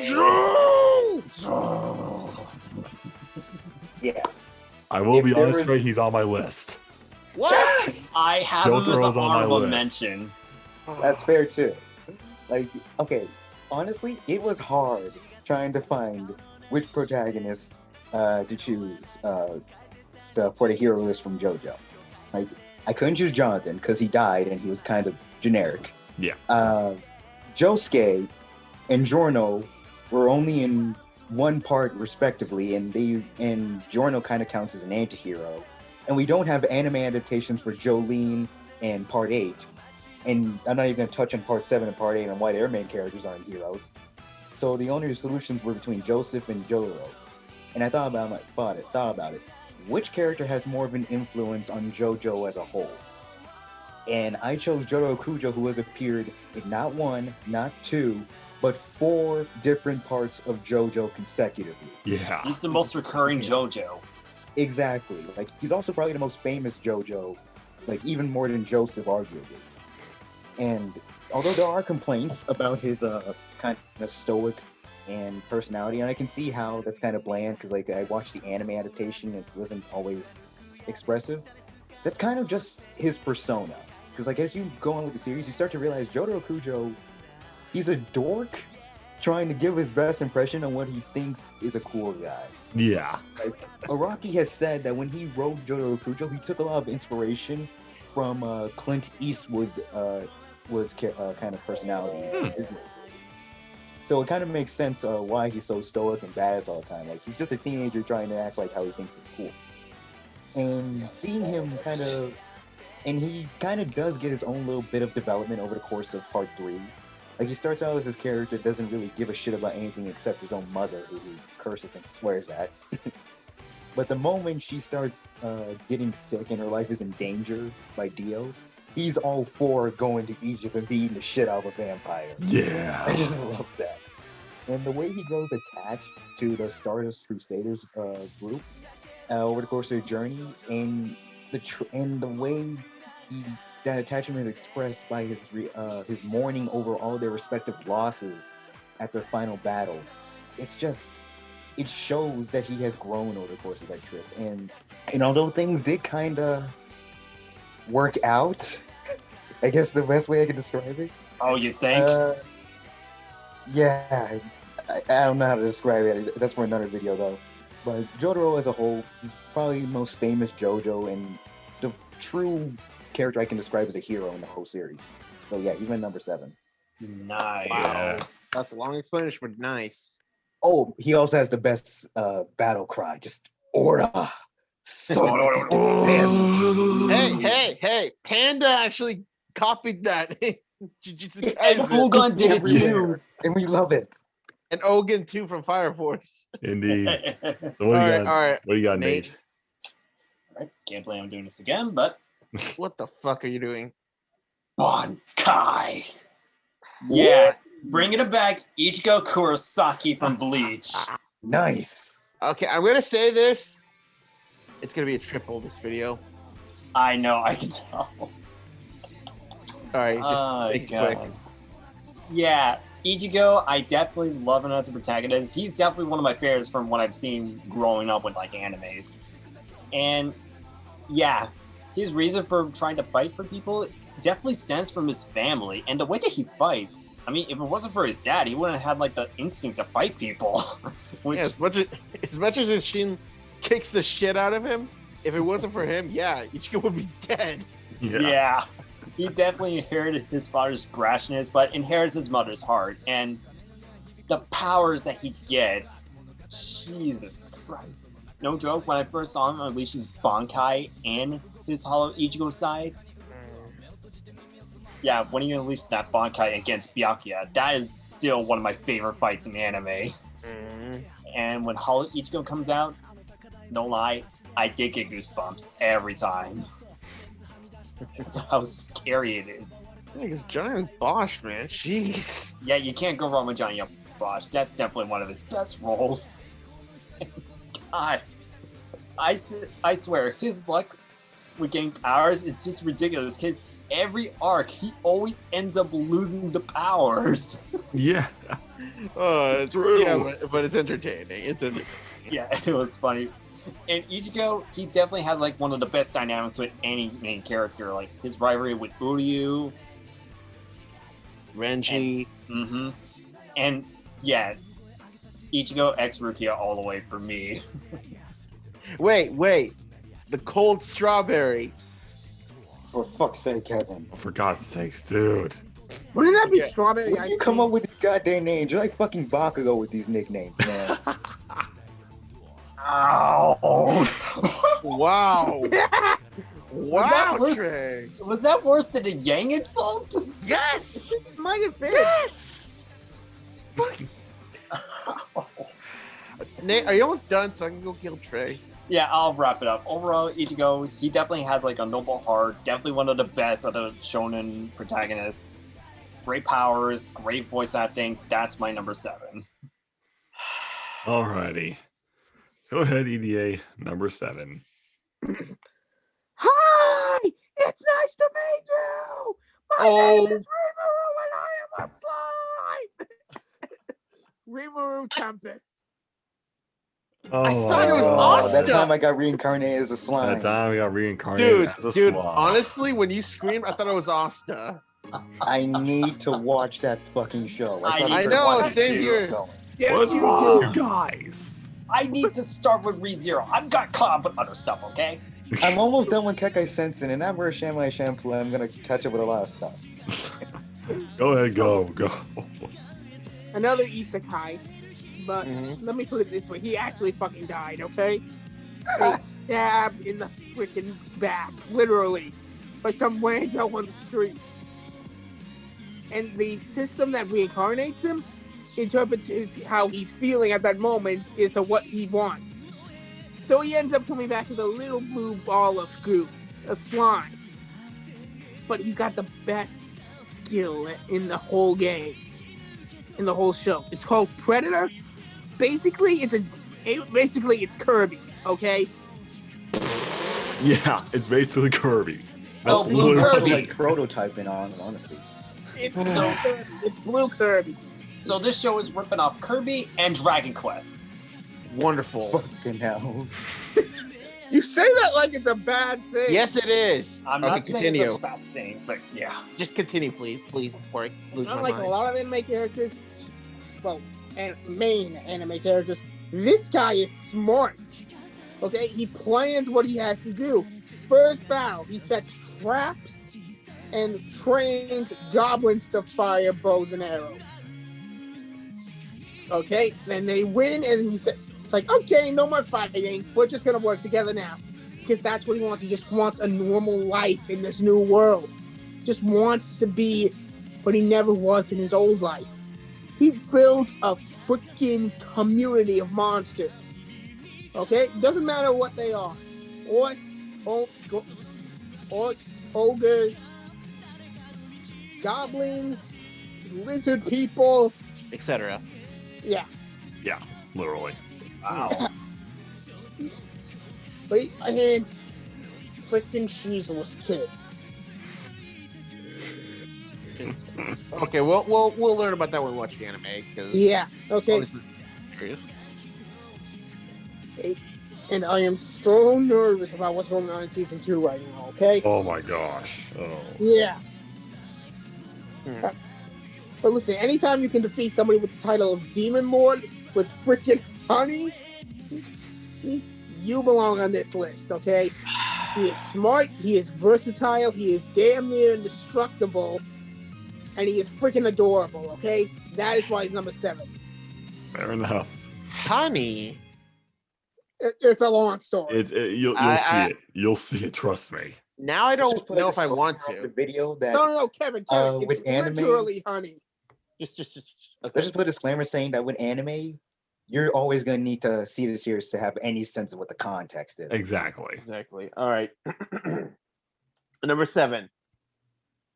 Beast Beneath the Moonlight. Yes, it's Atsushi.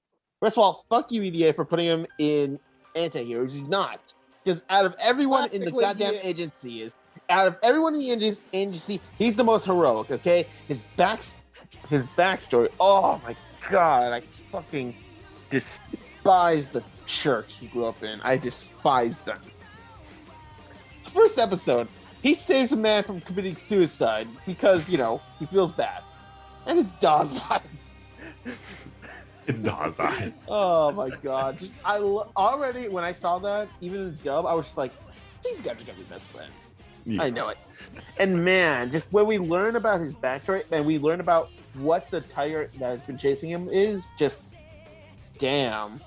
I mean, seriously, it's just he's just great. I mean, when he joins the agency, he's still nervous because who wouldn't be?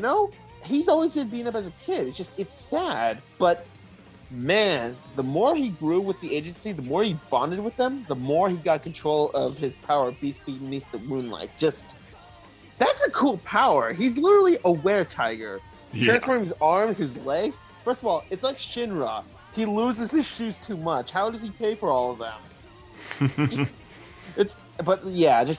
I love, especially in season 2, when he teamed up with Octogawa to beat Francis. God damn. And then in season 3, man, just his development's great. He's always the most heroic. I know there's an age gap, but it's Atsushi x Kyoka. Okay. Hey, it's only a few years. A few years, that's fine. Exactly. It's just 4 years. But yeah, and plus his dub voice is the same as Ryuji from Persona. Yeah, Max Middleman is a very versatile voice. Exactly. So yeah, Atsushi, he's the were-tiger of this list. Wait, so technically Ryuji has had his leg fucked up twice in 2 different series. That is true. For God's sake. Love how we keep making Kevin throw his phone. Yeah, it's going to break at this point. All right, go ahead. We get to take shots every time that happens. All right, Brandon. All right. Number 6. I'm not a bad slime slurp. What? Yep. Rimuru Tempest. From that time, he got reincarnated as a slime. I wanted to do that line, but I think you would do it as well. Plus, you already used it in last. Something else. Yeah, plus you kind of used it. You kind of used it in the top anime video, so. Because basically, what can I say? It's just another isekai, and the guy is freaking OP. Okay. No. I mean, also, you're on this list because you can best friend a dragon. Okay. If you make friends with a dragon, you're on my list. Best friends with a tsundere dragon. Tsundere dragon? Oh, she's a tsundere dragon? Wow. Oh, yeah, I saw that. Yes, so wait, that's a double knockout for Brandon then. Damn. But I just love the fact that Rimuru is, like we've established before, he's basically just wanting a normal life. But then when he meets what was the girl's name? Shizuwa? Shizuwa, yeah. Yeah, Shizuwa. When he meets her, because she was basically like him. She was reincarnated, but she was actually teleported in a way, but she technically was still reincarnated in a way.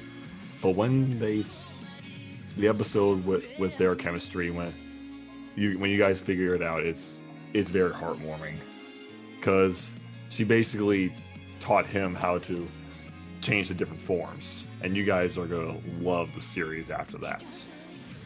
Just the amount of camaraderie and just the lighthearted, heart of gold style that Rimuru brings to the table is just makes it feel like hard to know that he's basically the ultimate creature in this world who can destroy it with a snap of his fingers if he wanted to. But he just doesn't want to do that. He wants everyone to coexist and just be friends, and also go to a dwarven kingdom with a brothel for elves in it. Well, technically it's a host club. But still, whatever.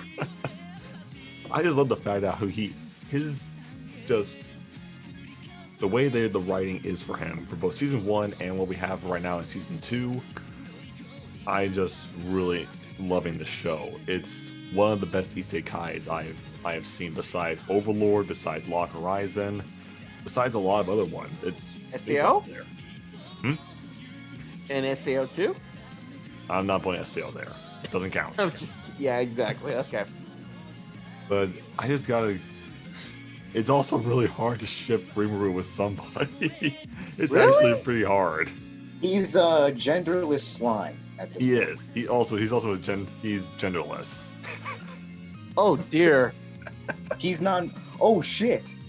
No. Enemy No, Trey. No, had Trey. their first non-binary main character before fucking SJW culture has. Yep. Japan is more progressive than America. What the fuck? It's also very funny when the two older girls try to dress him in pretty clothes. Oh yeah. Brandon, are you almost done? Because right Yes, now I'm kind of breaking. But just Rimuru is. He is a slime, but he has a heart of gold, and he has to go on my list of number 6. Oh, This video is just making me tired. that was something. What do you got, Trey? All right, let's see if any of you can recognize this. No, we're not. John. Ken. No. I know. But you say it. Gon Freaks from Hunter x Hunter. Oh, It's John Cancun. I struggled to fucking hell with this placement. Not because I dislike Gon, or I think he's a bad character, but because I wasn't sure if he's more of an anti-hero or not. Like, I honestly wasn't. Because, okay, let me summarize Gon's character for you guys in a way you can understand. Gon is pretty much, if you take the kindness and overall personality of Izuku, but the selfishness and the ideology of Katsuki Bakugo, add in a dash of sociopathy, and that is Gon Freaks. so he's literally Ichigo and Bakugo before My Hero Academia existed. Exactly. Like, and let me explain why. Like Gon Freaks, his main goal is to become a hunter in his world, to find his father who abandoned him to his aunt Mito, because Gon Freaks' dad Jin Freaks was a hunter and he wasn't willing to give up being his dream, give up his dream of his hunter career to become a father. Yeah, he's not a good dad. He's a good person, but not a good dad. But Gon, surprisingly enough, he's not mad at Jin about that. Like, unlike Yang, who was really pissed off at Raven for leaving her and her family behind, Gon kind of agrees with that. Like, Gon doesn't see Jin as a father, but he wants to find him, so he wants to know what's so great about being a hunter that you would be willing to leave behind your own family to do it. He wants to experience that kind of adventurous lifestyle. And that's kind of Gon's character. He's selfish. Like, he is selfish to a fault. Yeah. Like, don't get me wrong, he's a good kid. He is a really good kid. Like, he always is loyal and comes through for his friends. He even has helped out a few people out of the kindness of his heart. But in the Hunter exams, he kind of let a guy get murdered so he can steal their points. Yeah, I mean, And that's how the tournament works. So, But he's 12.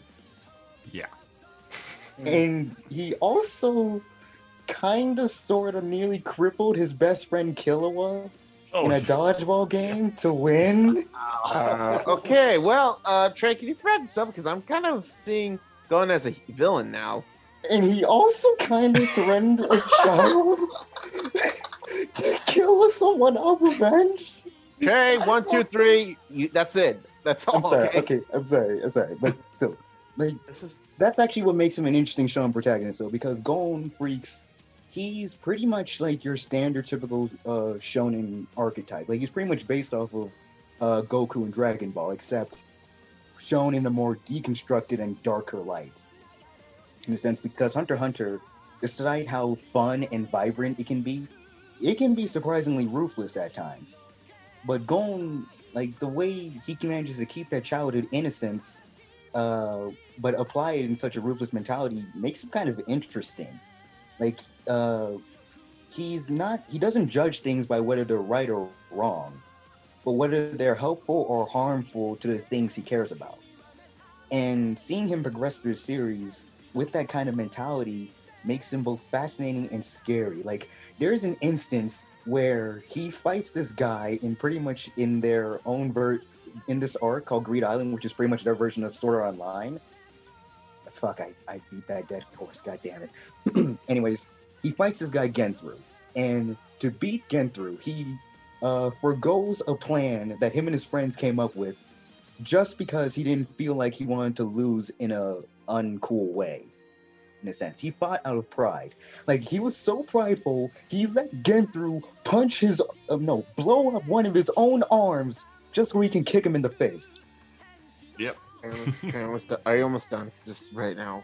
I'm sorry. I am dragging on, but overall, Gon is probably like, he's on this list because although he has a lot of anti-heroic qualities, the role he plays, it's meant to be a deconstruction on the kind of heroes we're used to in the shonen genre. So he's on this list. Nice. Damn you, Brandon! Are you kidding me, Fuck you Brandon? so much. I had to. I know you had to, but fuck you, man. Go ahead. All right. EA. What do you got? All right. He was mentioned once. He was mentioned twice. So it's time. Let's rev it up a third time because number 6, Yusei Fudo from Yu-Gi-Oh! 5D. Oh my god. Oh, sweet Jesus Christ. Yeah, I had to use that same joke when I introduced Akiza for my waifu list. That's fine. I'm gonna kill you later, but that's fine. Well, at least Kevin, Yeah. like, this one won't be too long. Yeah, That's what she said. For Yusei, he was one of my childhood heroes.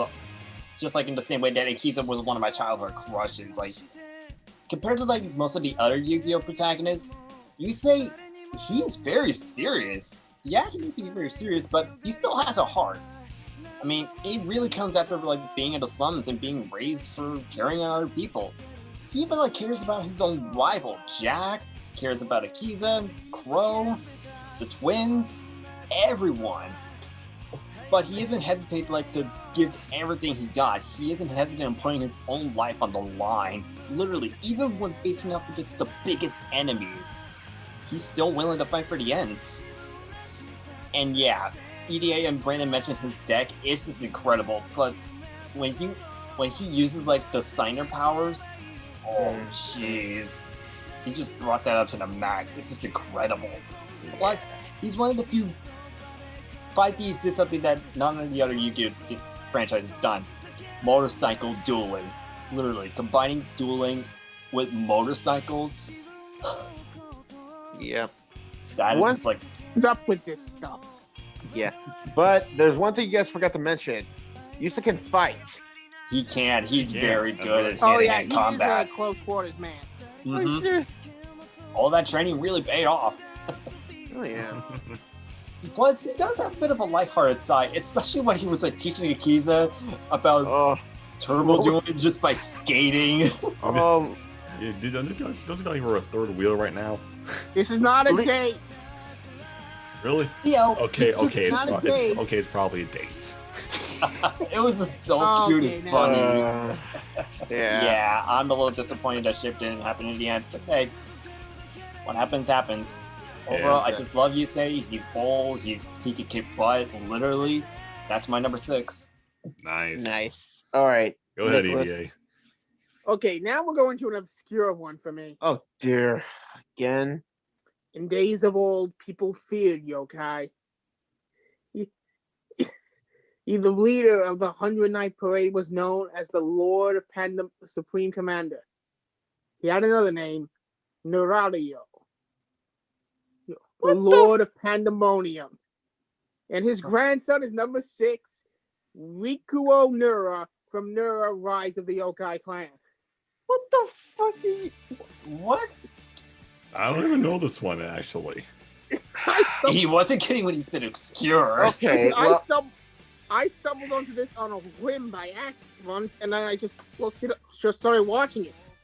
The best way I can describe this show is JJK split personality, Rosario vampires, crazy monster loving, and the deadly politics of Black Lagoon all rolled into one.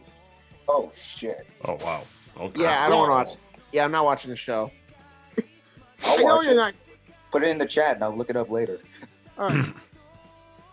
Now, like I said, Rikuo is the grandson of the original commander. Oh, he's 3/4 human, 1/4 yokai. So yeah, not too many people on the supernatural side take him seriously.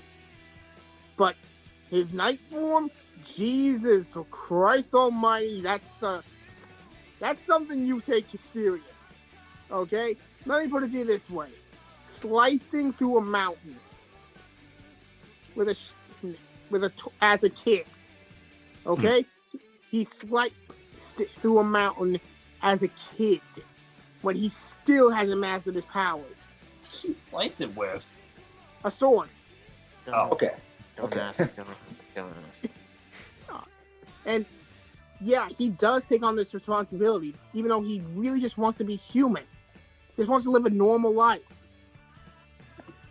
Right. And like with Yusei, like with Rimuru, he is smart.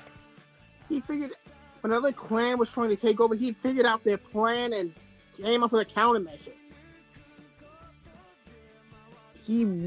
I can't wait to start watching the second season. But for now, he's number 6. Alrighty then. An obscure reference from an obscure man. Just, I don't know what to say with that series. Me neither. What can you get from your number 6, man? Well, it's a tie. Nicholas, shut up. Yeah, it's a tie. Bankai. Yeah. Oh. Yep. I was wondering. Ichigo's back, but I'm pretty sure Brennan's the only one that's gonna figure this out. You are kidding me. What? Fuka Faust. Oh my god. Yep. Oh, Juzo Inoue from No Guns Life. Yeah. Okay. That's literally his name, the attack name, Fuka Faust. Yeah. All right. Real quick with Ichigo. Yes, he's a punk, but he's not a punk. Like it's like he looks like a punk, he acts like a punk. He's got a heart of gold, though. He does care about his friends, and he's smart. Okay.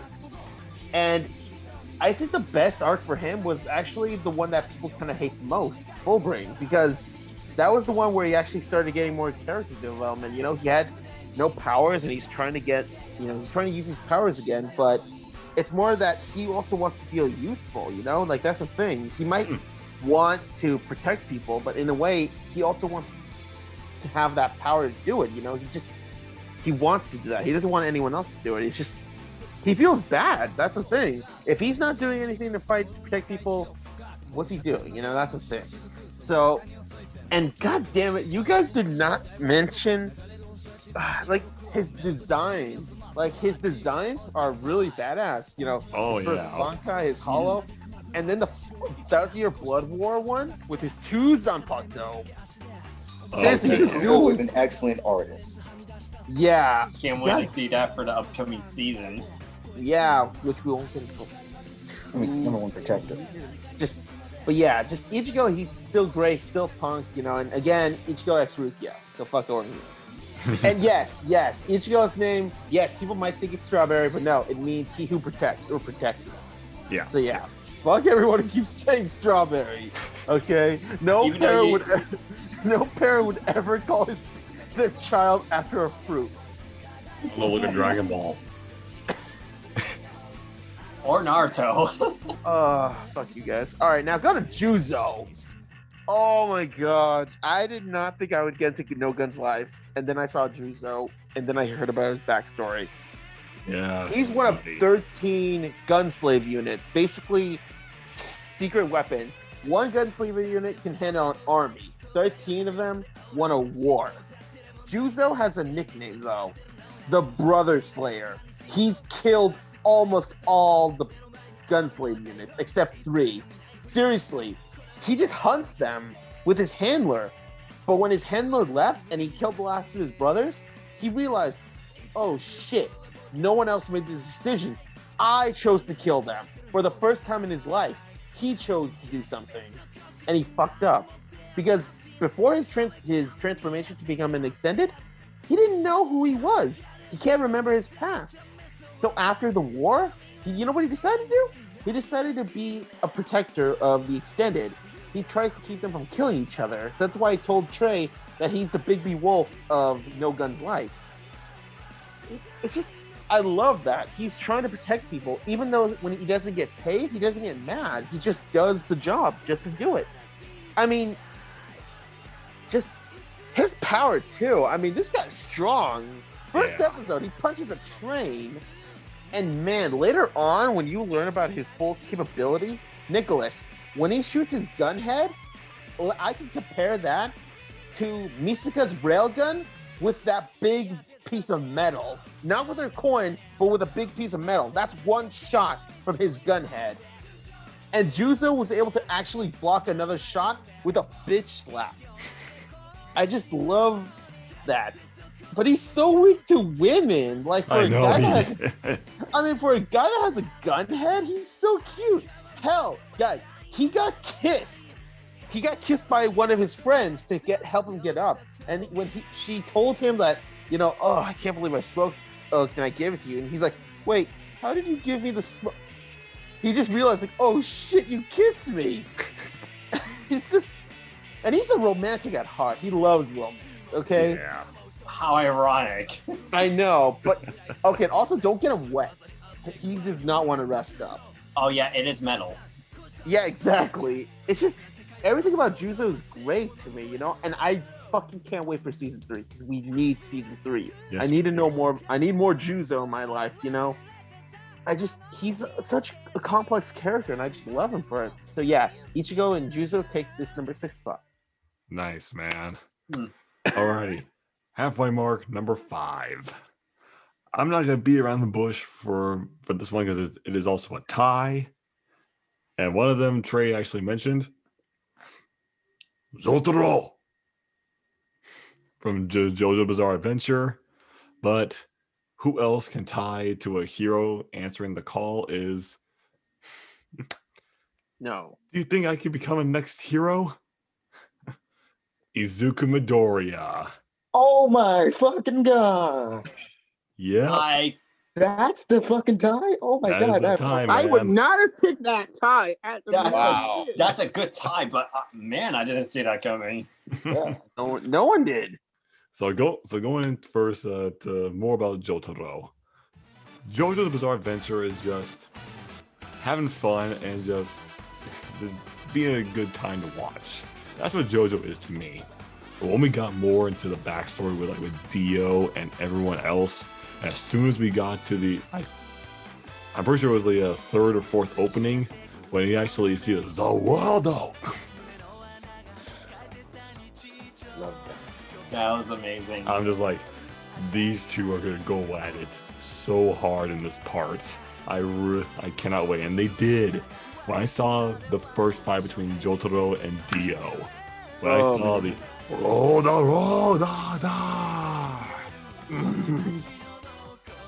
Yes. And I just this character is basically another one of those heroes that is just just basically taking on the legacy of the previous users. Jonathan, Joseph, and now it's Jotaro's turn. And yes, when Trey mentioned all of his other accomplishments and also the things that hurt him the most with his family and leading to his heroic sacrifice, just hits me right in the feels.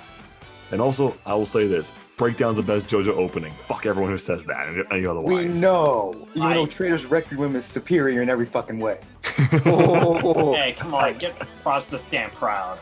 Fight. Part 3, 4, and 5. Nice. Yeah, that's not bad. But let's go off to the man who wants to become the number 1 hero, Izuku Midoriya. Oh, or yeah. as we know as Deku. Okay, I'll be honest. This guy literally reminded me too much of Tobey Maguire's Spider-Man. Because does he have to cry every single time he's on screen? Fun fact, The Horikoshi manga- has said that he was inspired by Spider-Man. When it comes to You beat me to it, Trey. It does not surprise me. But it's just the development that Deku went through the series to basically become the next user of One for All. And it wasn't the first season. It wasn't really the second season either. It was the third and the fourth season that he really got into the becoming his own hero, to train for a new beginning of being the next user of One for All. His fight against during the training camp arc, but also when he was when they were actually going off by themselves with 4 other of his classmates to save Bakugo from All for One. And of course, the overhaul fights. Yes. He turned into fucking One Punch Man that one. Because that motherfucker went flying. It was just, and of course we have to talk about the movies that they did. Two Heroes and Heroes Uprising. Heroes Rising was awesome. They were both awesome. I prefer Two Heroes, but both are great. They both showed one. He teamed up with his idol and mentor. The second one, teaming up with his rival, and both using One for All to beat the next All for One. Oh man!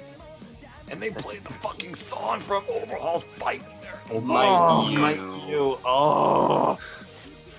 And you want to know something? People say that song ruins the mood of the fight. I'm just like, fuck you. It fits perfectly. It does. I would have liked to have seen the Yusei Run version 3 version though, the one that played during Mirio's. I wouldn't mind that either. But I can't wait for the next. I can't wait for the next movie, the Three Musketeers one. That's gonna be really good. Class Season 1 5 is gonna be 3. amazing. And One day after my birthday. my gosh, where they are the manga when he unlocks more quirks. Oh, Black Whip. I literally cannot wait to see them animate that war. I know. That is going to be so good. My hero is just rising through the ranks to be this just perfect shonen anime. Wait, you could say these heroes are rising. Yes, they are. Pun intended. So yes, the 2 characters I see in anime who rise to the ranks from the predecessors to be the best heroes they can be, Jotaro and Izuku Midoriya. All right. Fact. Go ahead, Trey. What do you got? All right, I'm gonna go right into it. Because I am rambling on too long. Edward Elric from Full Metal Alchemist. What? Damn! Wait, did I trigger you for putting him like number 9, Trey? Did I I trigger thought you put him at 7. No, I didn't. Whatever. 9. Oh, whatever. Shit. Okay. Well, no, I'm not triggered, but I'm glad you put him on the list because I love fucking Edward Elric. Like I watched Full Metal Alchemist when I was when I was a teenager, and I loved it. I loved it to death. And what really cemented him as my favorite main character, in Full Metal Alchemist, was the scene where he first fought Kimberly, where he unleashed the explosions and he fell on a fucking pipe. And the sheer determination, the sheer force of will he showed to get back to Alphonse and Winry by just having them pull him, wrench him off of that pipe and do makeshift medical alchemy when he's never even done it before to heal himself. It was just, I cringed during that scene. It was he took the risk and it paid off. Absolutely. And that really cemented him as the kind of character he is in the series. He's not like other shonen main protagonists who really grow exponentially in strength or anything like that. But he's a guy, or rather a kid, who uses the skills and wits that he has to get by. And he does it so fucking well. He really doesn't win too many fights, but he does so good that it's just impressive to see him overcome all these trials and tribulations on this journey to get his brother's body back. And another thing I really like, though, is kind of his relationship with Hohenheim. Just one of the most interesting things about him when it comes to the Elric brothers, how Alphonse respects Hohenheim despite Hohenheim leaving them. and how Ed hates Hohenheim to the point that he even blames him for their mother's sickness and death.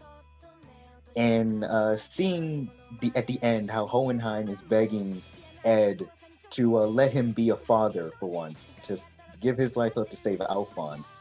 And Ed is like, fuck that. I'm going to give up something of my own to save Alphonse. And that was just a great scene for me. Like, initially, I wasn't a big fan of that ending because I was in the phase of like, I want all my characters to get stronger, to be powerful. But now that I'm older, seeing Edward give up the thing that he loves most in the world besides his own brother and Winry, it's actually really fitting and a good example of character development.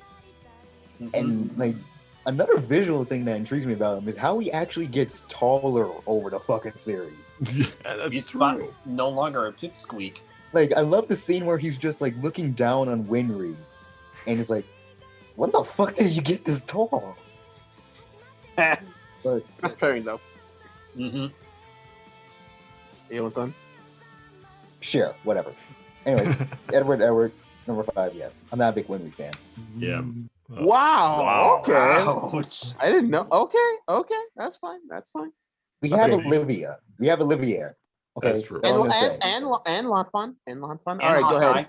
5, well, Persona 5, and I quote this: "A breathtaking sight. Imitations they may be, but together they make a fine spectacle. Though the flowers of evil blossom, be it known, abominations are fated to perish." Yep, my favorite male, Yusuke Kitagawa. Oh, Oh shit. my god. What do you think it One was, second, I think Trey? I'm gonna get something to drink. Okay. Yeah, I mentioned Makoto being my favorite female, and I mentioned Akechi being my second favorite male. People want to know who my favorite male is. Well, I'm about to talk to him right now. And yeah, the Phantom Thieves, they are anti-heroes per se, but in comparison to Akechi, they're more heroic. No, you think? And yeah, the moment that Yusuke appeared, I knew that he was like intriguing, but the mention that he was an artist striving to find passion in life, yeah, it may be for a selfish thing, but he still does selfless things. And that really brings into aspects for like heroes. Like sometimes they could do selfless things for selfless reasons, or it could be like the opposite. They could do selfish things for selfless reasons. While Yusuke wants to like to benefit for himself to find better passion in art, he still is willing to help out other people. Heck, he's like the most level-headed member of the Phantom Thieves. Literally, in the Akuma arc, he was the first person to tell everyone to wait, let the hype die down, and then go after Akuma. Because literally, he knew what was going to happen. He Yep. warned everyone. And also, I just love his backstory. It's freaking sad. He doesn't have much of his memory as his own parents, and you could blame fucking Madarame for that. I hated that boss fight.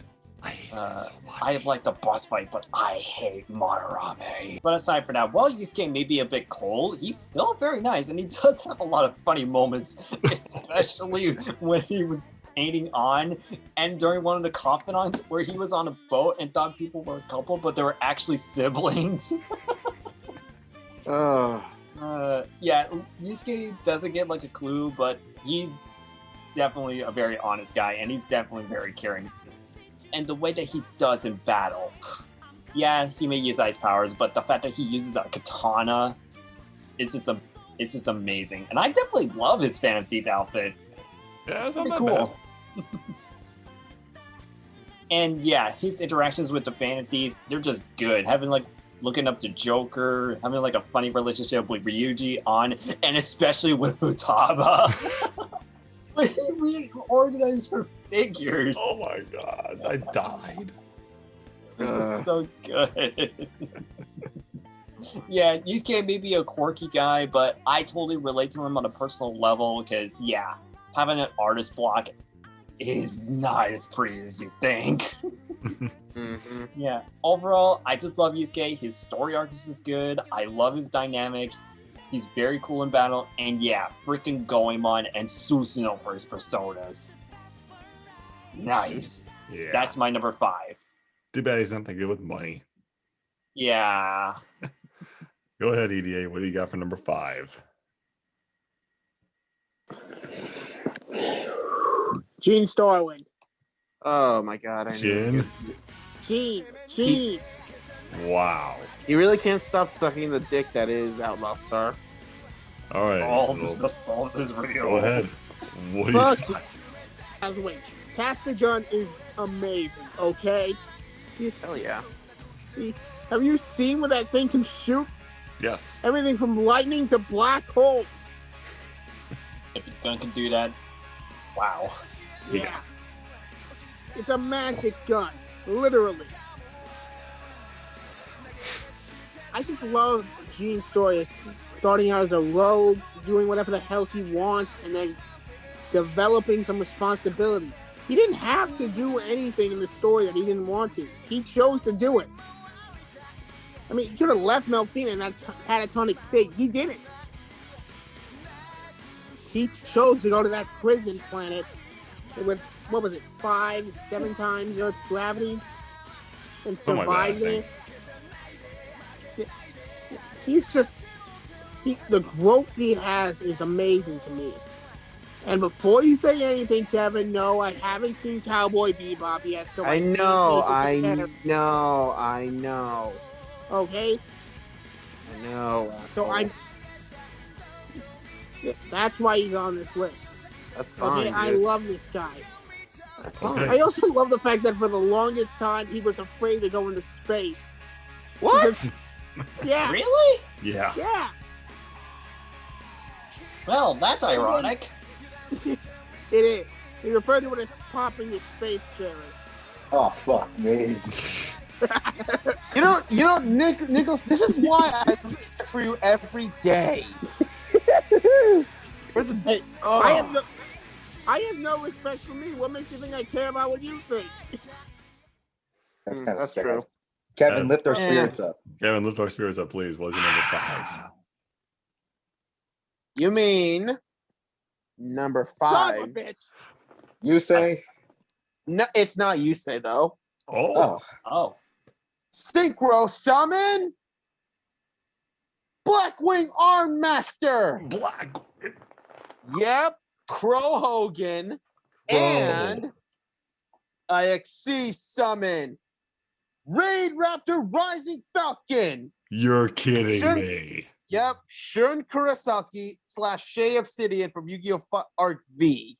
Yep, it's a tie with the Feathered Boys. Wow. Okay, it was tough. This is my last time, first of all. Okay. It was tough. Okay, I love both of them. I didn't know who to choose, so I had to go with both. So Crow. Yes, I think Brandon mentioned how Crow is just Yusei's best friend.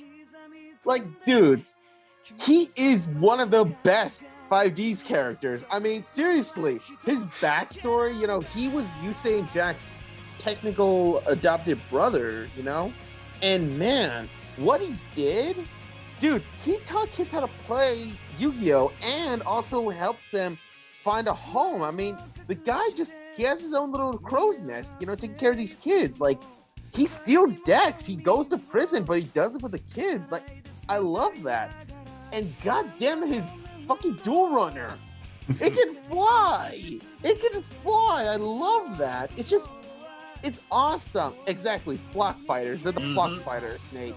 God damn it. And by the way, he was a normal guy, but he dueled a Dark Signer. 2 of them. Yep. And he won. Okay? Like, seriously, he didn't have a Signer power yet. He didn't have any of that. He was a normal guy just doing good. I mean, seriously, his dynamic with Yusei and Jack I love it. And god damn it, when he finally got his dragon, the Blackwing Dragon, even though it's not that good, my god, I love it. I mean, seriously, the guy keeps trying his best to help everyone, even though he's just the underdog. He's just a poor guy. And during the goddamn World Pre, his duel, oh my god, the duels he has are just awesome. He went all out. He fought Loki.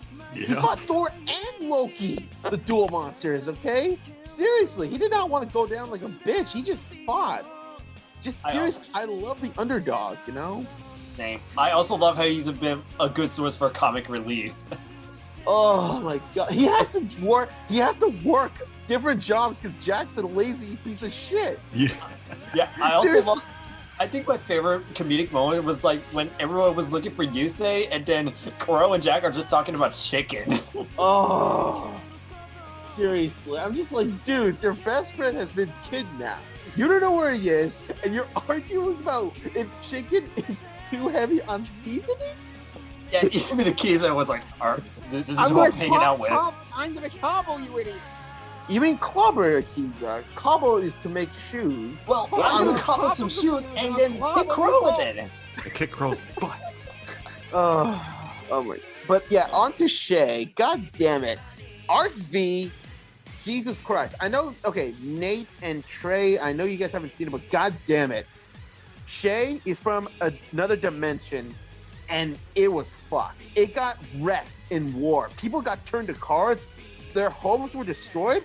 Shay had to become a resistance fighter. He had to learn how to fight and duel to survive. Like, he was cold. Seriously, he's not afraid to turn people to cards because that's what he was grown up to be. He grew up, he lost his sister. He didn't know where she was. I mean, that's his only goal, to find his sister Ruri. I mean, he doesn't care who he has to hurt. Seriously, he joined the Lancers just to get it at an edge in Duel Academy. But god damn it, during the secret dimension, he starts opening up. But you want to know what duel he starts opening up with? Against Crow. Yes, Crow is in Arc V. They duel. And during that duel, they start respecting each other. Shay actually starts opening up because of Crow, even though he lost. And Wow. his duel against his sister, who was mind controlled, oh my god, just he did not want to hurt her, but god damn it, was it satisfying for him to help her. Oh, sorry, EDA spoiler, but god damn it. Also, he can fight. He's one of the few Yu-Gi-Oh characters that can fight. I mean, he knocked out a bunch of security guards, and both their decks are winged beasts. I love that. Just feather fucking.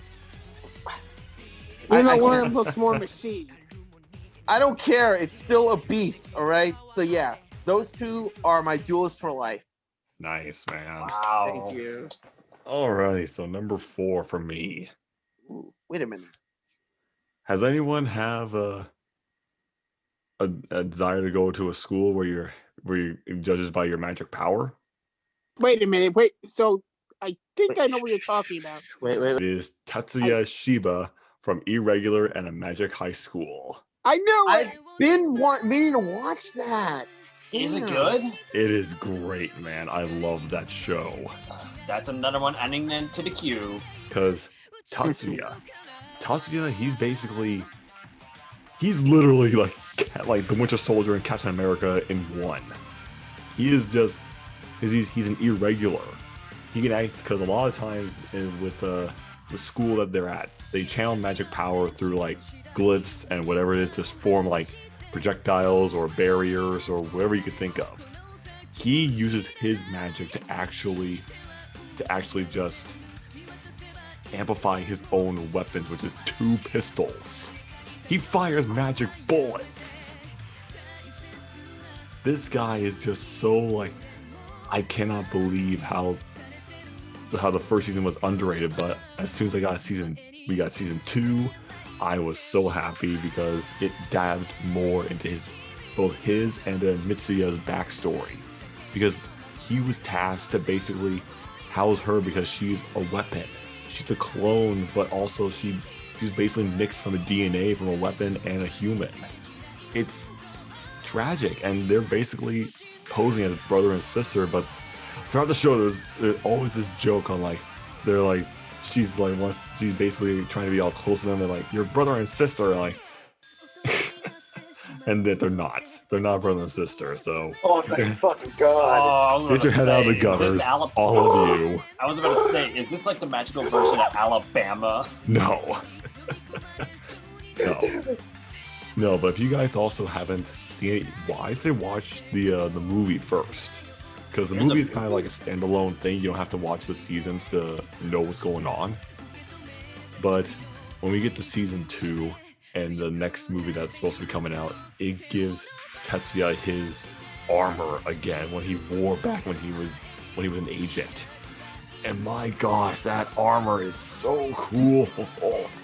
Because it not just amplifies his magic powers, he can actually use it to like basically he has glyphs engulfed inside the armor plating. He can actually use it to walk on water and air. He can literally just walk. And not to mention, it can go so fast, it breaks the sound barrier. He can actually go to space in that thing. Wow. So it's pretty much Jesus's armor. I would say so. That's yes, like but Sonic level speed.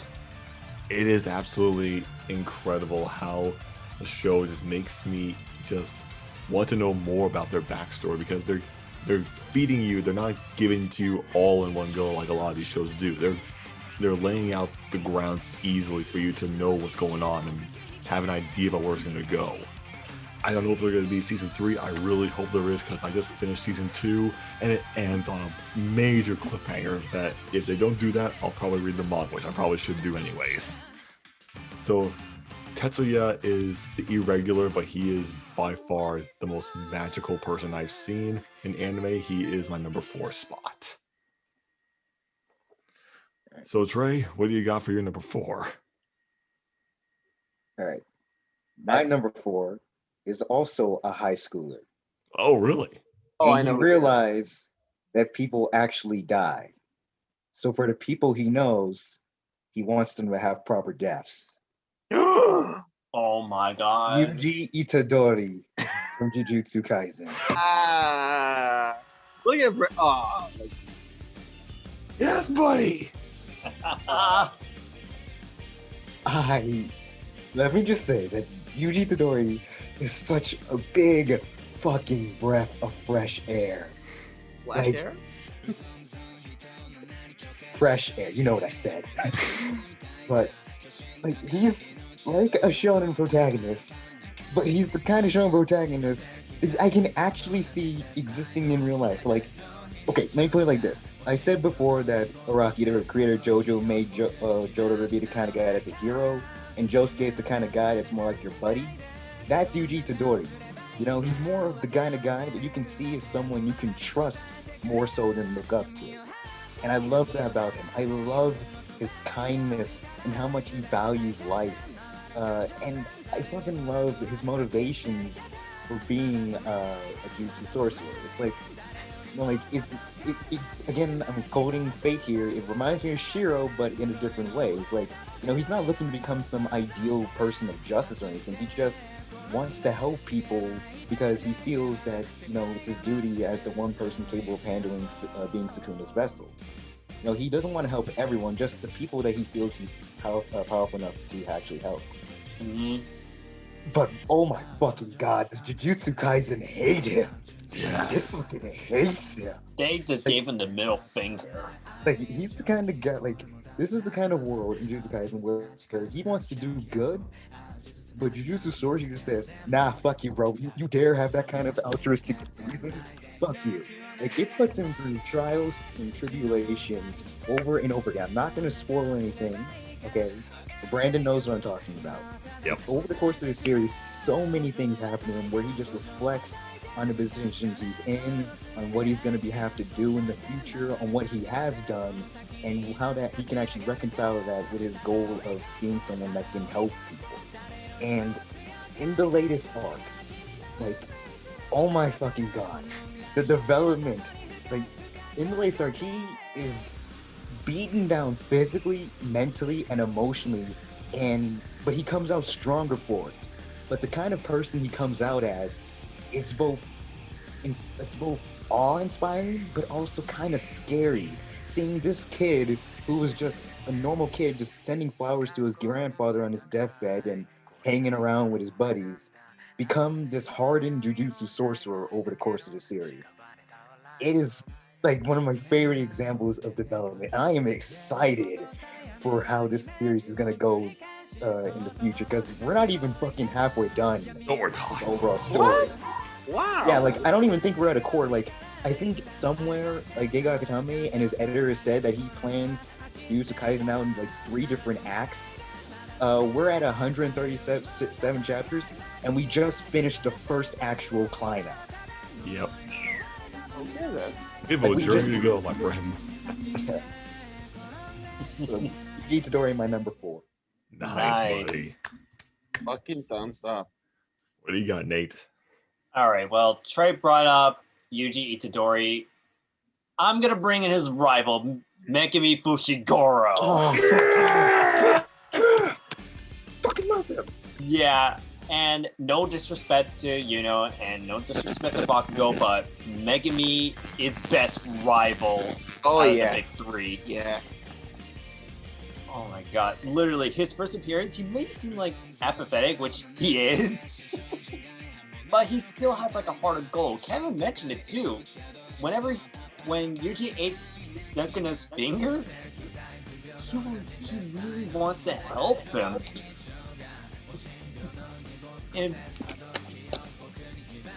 And it really shows over like the course of the series where he learns what it's like to be a hero. He even asked that to like one of the characters later on, which I'm not going to spoil for EDA, no way.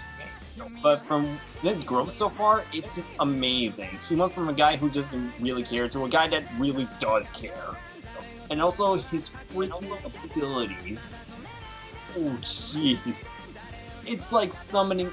It's like Rogue Chenny from Fairy Tail combining with the animal summoning abilities. That is just incredible. It's like Shikamaru on steroids in a way too. Literally. And also, yeah, he may have a bit of a boring taste, but at least he has a taste. Like, he's pretty respectful.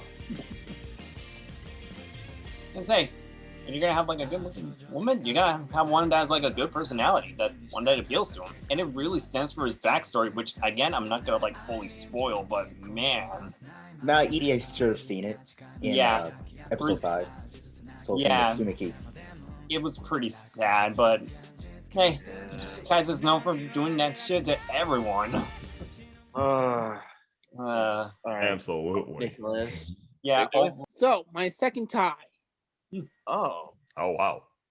But is it your last? No, Okay. there's one word I can use to describe both of these people, these men. Heroes. No way.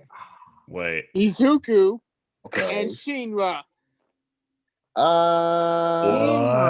Oh, Shinra Kusakabe from Fire Force. Yes. Oh my Wow. I He's honestly about- thought we'll have Kirishima, but okay.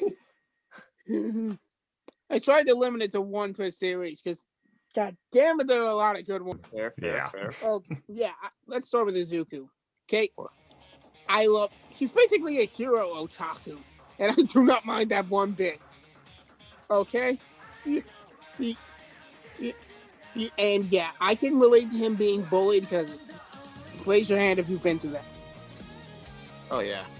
Yeah. Second of all, he's got my favorite color, okay? Green. Okay? I I like love green too. Yeah. Yeah. And yeah, he is a smarter hero. He's trying to figure things out on his own. And I just love the fact that he's doing shoot style instead of just copying All Might. Okay? Oh my god, I have legs. Yes! I can do my Yeah. own fucking thing. Yeah. Go to school, Mercury Black. Izuku Midoriya knows how to do some fancy footwork. Yeah, he shoot style. It's not just with guns. And I gotta be honest, I'm hoping he eventually just goes, fuck you to Bakugo after all the shit he's put him through. Okay, come on. You have to admit he deserved it. I mean, yeah, but it's not gonna happen. That doesn't fit his character. Yeah. Unless he snaps. It doesn't have to fit his character. It would still be an awesome moment. We'll see. All right, let's talk Shinra. Oh yeah. Yeah. Okay. Definitely. Oh yeah. I'm the brave snake. I'm the man who. I'm ready to fit to save the sister man. Oh my You can't just- god, that fucking gimmick. I remember that. Real now. names. It's just insane. Here's the I those- cringe at here's that the line every time. seriously No, the biggest names. Just I the love biggest- it. It's fucking lame, but it's so good too. Funny. It makes me disappointed in life. Like, let's properly trained, okay? Trained as an actual hero. Oh yeah. Yeah. Yeah. Fight. Who saw him coming? Did anybody else not see him traveling at light speed coming? I also love how they incorporated quantum physics in his speed. That's incredible. Yeah. Oh Shows yeah. you how- Fuck the science and Fire Force. I'm gonna say that right now. Fuck it. I don't understand shit.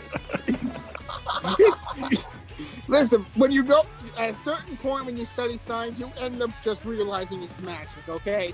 I blame Ant-Man for getting me into like interest in quantum physics. Oh my god. Continue, Nicholas, before I lose my mind. All he wants is to save his brother, okay? I love that because it is relatable to me, okay? And yeah, rock and roll, baby! I just love the nervous smile, everything about this guy. He's just a happy guy when you get to know him. He seems like he could be a great friend. Yeah. And I also love his rivalry with Arthur. Let's get that out of the way. I really don't know who he's going to end up with. I'm serious. I'm holding out for Tamaki. Oh my god, dude! Oh my Fuck god, same! Fuck Same! Iris is a Either nun. Tamaki or and Iris, like it's either one of those two. It's not going No, to be Iris is a Iris. nun. No, Iris is annoying. No. No, it's not that she's annoying. She's She's a a nun. nun. She can't She's a marry. nun. It's like She's off limits. Sister Lily. Okay, Hey, geez. right. Everyone calm down. Nuns are off limits. You're off limits, jeez.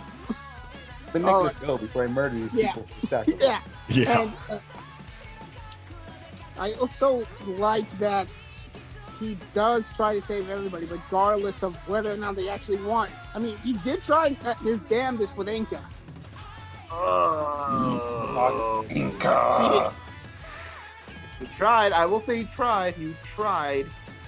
Yeah, sometimes that's all you really can do is just try. But sometimes a person just doesn't want to be saved. Exactly. So, and then when you don't save them, you just gotta get right back up and keep saving everybody else. So these two are the embodiment of heroes to me because they try their damnedest. Izuku and Shinra. Fair enough, man. Fair enough. All right. Okay, the respect is going back up. Okay, I will say that. What do you got save for it yours? until the end of the list. Oh boy. Oh all right. boy. So speaking of nuns, No. Oh. yeah, Asta's back, baby. Oh my fucking god. Number 4. Fuck you, Trey. Okay. Yes. So Asta. Look, I like Izuku as much as the next guy, but I feel like Asta deserves his power more than Izuku. Because think about it. He's a normal guy in a world where everything's magic. You know, and yet he doesn't waver. He tries his damnedest to get strong. So what does he do? He fucking does the Saitama workout. 100 push-ups, 100 sit-ups. He drinks a lot of juice that tastes like shit. Do it every single day. Exactly. Just you can't help but respect him. Okay? And now in the anime, he's so swole. Like, fuck growing taller. I'm just gonna grow just with muscles. Just like Wolverine. He's so fucking buff, but Denser, he's so he small. doesn't grow taller. He gets know. denser. Exactly, and I love how he changes each of the Black Bulls. He changes their perspective. Of course, Noelle, she went from a royal stuck-up prick to actually, being nicer. Magna, he started to become more passionate. Luck, too, he realized, he had friends to care about. Even Ghosh. And Vanessa, he's inspired everyone. And, god damn it, you guys did not mention the moment where he cried, when he saw the Black Bulls were trying their damnedest to try to find a way to arms. Oh, yeah. Okay. He says, I may not be blessed with magic, but I'm blessed to have such amazing friends. Dudes, that hurt. I was like, damn, that was pretty emotional. Exactly. And I love how, despite how much, try to act, ambitious towards, or try, to distance himself from Asta in the beginning, Asta still saw him as a rival and a friend. He cared about Yuno, And again, listen, Trey, if it wasn't for Asta, Yuno would just be a crying bitch. True. Okay? So just you gotta respect Asta, you know? Yeah, And that's why I'm. And plus, the goddamn manga, this newest chapter. Who's excited for the next page? Oh wait, I haven't seen the new chapter today. I need to wait. Trust me, Nate. This newest chapter just hypes you up. So yeah, Asta's number 4. And that's Nice, why buddy. I'm pairing Asta with Makoto for my story. Oh my We don't fucking God. complain at all, man. Oh my fucking God, that's gonna be so fucking entertaining. What? Oh, Asta X Makoto or the new chapter? Both. Both. No. The new chapter is going to be badass. Makoto is going to be adorable. Okay, Brandon. All right, so number 3. Oh, the big 3. All right. Yes, indeed. Oh, fuck you, Nate. That actually worked. Come on. It's fine. I'll let it slide because we're going back to school again. Oh. Because I may be the only one who knows about this show, but I think it makes High School DxD, Rosarina Vampire, and also Irregular Magic High School run for its money with complex and great characters. What? I shall say Anos Voldegode from the Misfit of Demon King Academy. Oh, I heard of that. I've heard of that. Before I just never got. I've heard to about see this it. show, but I haven't watched it yet. Exactly. Yeah. I highly recommend it, guys, because here's the thing. He may have villain tensions. That's kind of what a lot of people think. They're trying to compare him with Ainz. But the only problem is, though, he's a reincarnated demon lord, and he also has his memories from that former life that led to his death, and he's trying to be a normal guy about it. He just wants to have a normal life. Because he's going through the motions like they're nothing, because he made a lot of their school rules and their practices. He made them. So he's fucking OP about it. But it's just when you actually understand him and you understand his goal in this new life, it's so heartwarming in that he basically finds his long lost love who was killed in the last war. And it was just, it's crazy. Because this guy is a cocky, arrogant, egotistical bastard. But when he shows emotion, it's when he actually shows emotion with his friends. And also the 2 girls who know him in his previous life. It's just gut-wrenching to know like he literally would lay his life down the line to protect the things that he built. And it's people who basically don't know it's him, but they want to follow him. They want to know like more about him.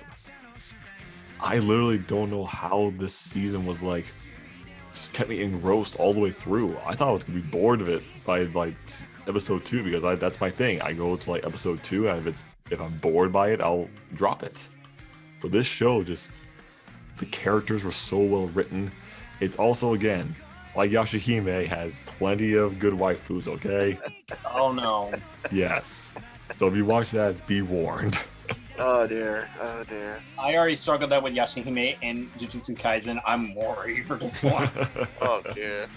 If you watch But- Warlords, oh yeah, you're gonna have worse. Oh yeah, time. you're gonna lose your mind. I just love the fact that Anos is also just this. He's a complex character. He's basically trying to fix his wrongs from his previous life and also trying to fix the life that people are in right now from that war.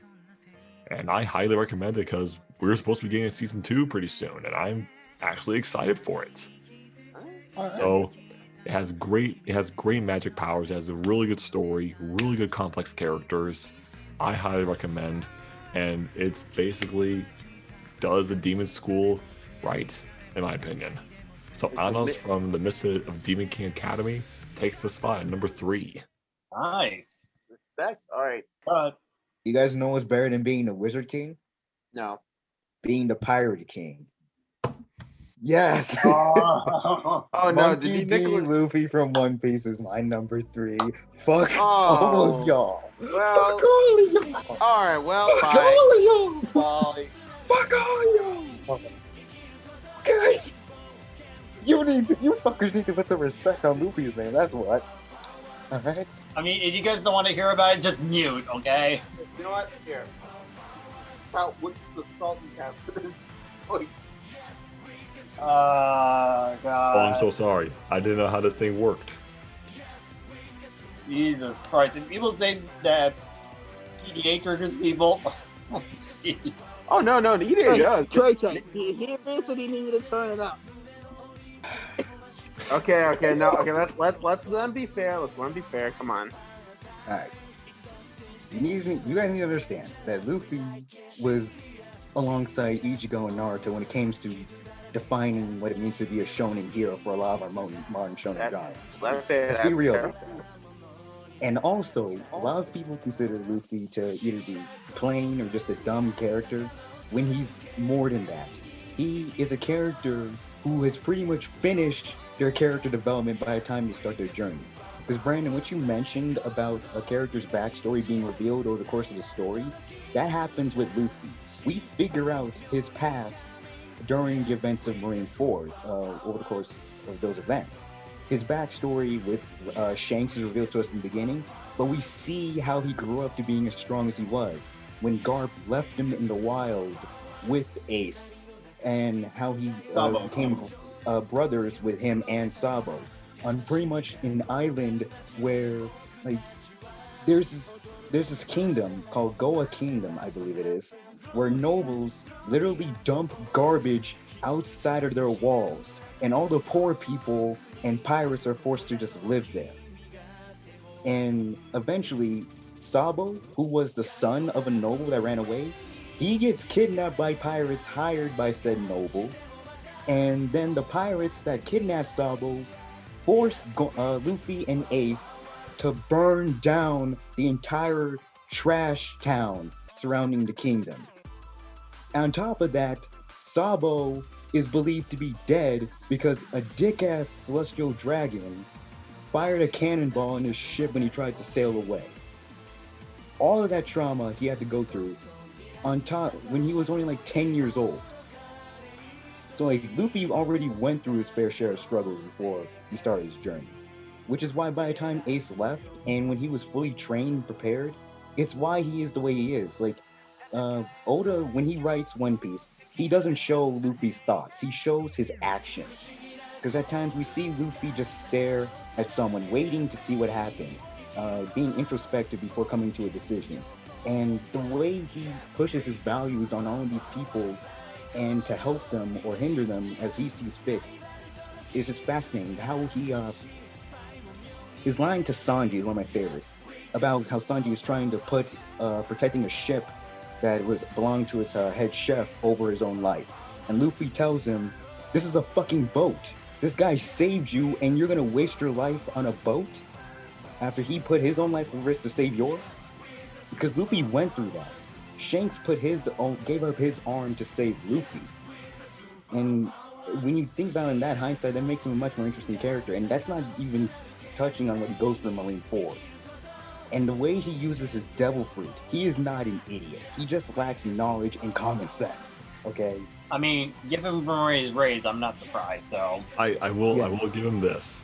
He's at least smarter than Goku. I can agree. No, he's not! He is. Oh, Goku's like, I don't know what a kiss is. Thanks, Dragon Ball Super. Okay.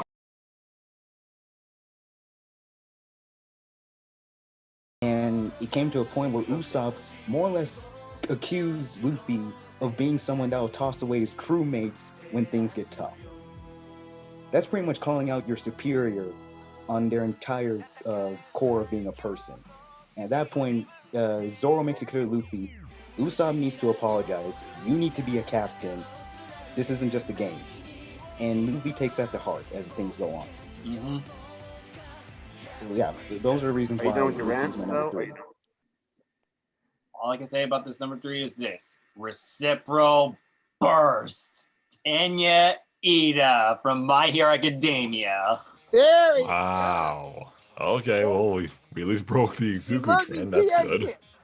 Yeah, I wanted to put Izuku on the list, but I put him for honorable mention since I wanted to be a little more creative with my countdowns. And Tenya Iida, he does have the qualities to be a hero. After all, he resembles the law and order of a hero.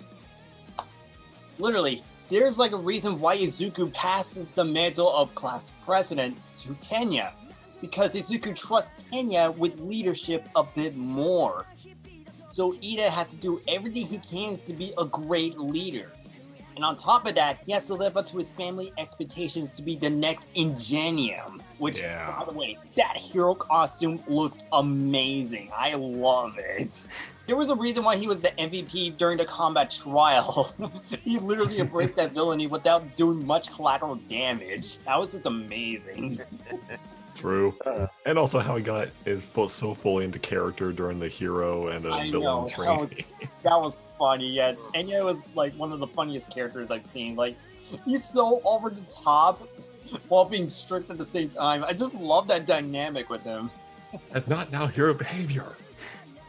Off that desk immediately. It's not a chair. J. Michael Tatum did a great job voicing the guy. That was just amazing. But the one arc that I really appreciated, Tenya, the Stain arc. Yes. That arc was great for her. For him. Know. He went from a guy who wants to avenge his brother, which I could definitely understand, but he realized that it made him corrupt. And when he was given the opportunity to take surgery to fix his slightly paralyzed arm, he didn't. He decided to keep it as a reminder to be better. To not just be a better leader, but be a better hero. I actually like that. And yeah, he did get shafted to the side a bit, but he's always there for being like a good moral support. Always like guiding the classroom whenever they need help with studies, always helping them when they need encouragement. Heck, he and Shoto were like trying to do their best to cheer up Izuku during like the overhaul arc. Oh yeah. It really shows that Tenya, despite his strictness, he could be a really good friend. That's what I really love about My Hero Academia. The dynamic between Tenya and Izuku is just beautiful. Tenya didn't really have high hopes for Izuku, but he immediately respected him for his courage, while Izuku respects Tenya for his intelligence and leadership. It's just amazing. And I honestly can't wait to see more Tenya in action, especially in the upcoming season for the battle. Oh, yeah. Yeah. Overall, Tenya, he's amazing, he's smart, he's very hilarious, he's badass. That's my number 3. All right, Nicholas. Are you going to trigger us again? You aren't special. Not in the slightest. But that's exactly what makes you special. Asta. Oh, Asta. Oh. Okay. 3 times Asta was brought up. Nice. Hey, more than you know. That was the Witch Queen talking about him, because that's exactly what it is. And not only makes this character good, it's what makes the show good. It is doesn't change anything, but it still works. Okay, first of all, let's just get that side of the way. Anti-magic's the best thing in Black Clover, okay? So freaking versatile, especially when he learns to throw it at long range. Oh yeah, Black Slash. I also love the fact that he could also borrow a person's magic to amplify it too with one of his swords. Yeah, but it's only a close comrade, not just anybody. That's why it only happened with Ghost and Noel. You need to incorporate that a bit more. But yeah, they really should. Okay, and then look, and then we get. Kevin brought it up earlier with the crying. God, he's so. I think he brought this up in an earlier video. Asta shouts so people know that he's there. Mm-hmm. Exactly. There's more meaning hype himself up. Yeah. This is something I found in a video a couple of months ago, and it's really poignant. Talked about why My Hero and Black Clover were the two sides of the new Shonen coin. My Hero is a story about Izuku becoming a symbol that everybody can look up to and admire and grow stronger from. Black Clover is the story of everybody realizing that Asta is that symbol, because no matter who he's around, he inspires them to be better. Mhm. Except for Yami, because he's already as great as he's gonna be. Yeah, Like One Piece. no denying that. Yeah. Yeah. And it is so satisfying watching him overcome any obstacle, okay? Mars, Latros, Sagri, it is satisfying watching him cut these people down. Even if the fight with Ladros doesn't look that good. I actually liked it because it was so stylized. Hey, that's look, it's subjective, okay? Let's leave it at that. Finish. All right. And god damn it, if this guy doesn't get a harem, he better end up with one or two people, okay? The original plan originally was somebody else, but it's either gonna be Noel or Mimosa, okay? Because I gotta be honest, I don't think Sakurai's interested in him that way. I think she's asexual. I can work with that, but yeah, Asta's number 3 simply because of how goddamn inspiring, cool, and funny he is. Mm-hmm. Fair enough. Alrighty, Kev, go ahead for your number 3. We need another hero here, so I'll win with my mother's power. I'll never use yours. Fucking way. Hey! Oh, Todoroki. Shoto. Damn it, Trey! Try mute yourself! Come on! Fuck you guys. You trashed on One Piece. And by the way, Nicholas, Pop calling the kettle black when you call that Atsushi before I said it. The fuck you too. But yes, it's Shoto Todoroki. God damn it. Okay, look. He's not Izuku's main rival. That's Bakugo. I'll say that. But god damn it. Second season just... first of all, he was just the cool guy in season 1. That was it. That was his archetype. He was the cool guy. But when we go in season 2 and we learn about his full backstory, the fact that he was a product of Endeavor's arrogance and want to surpass All Might, God, you gotta feel sorry for the guy. I mean, he was dragged away from his siblings to train, even being abused by Endeavor, to the point where his own mom broke down, and just burned him. I'm just like, damn. And that's why he refuses to use Endeavor's flames, because he wants to win with only his mom's power. And he was already powerful enough with just I half cold, but man, with the best fight, one of the best fights in the series, Izuku versus Shoto. Oh my god, when he unleashed those flames for the first time after Izuku told him that those flames are his, I got chills. Both the subbed and the dubbed. I'm just like, dude. Oh my god. Yeah, did a great job.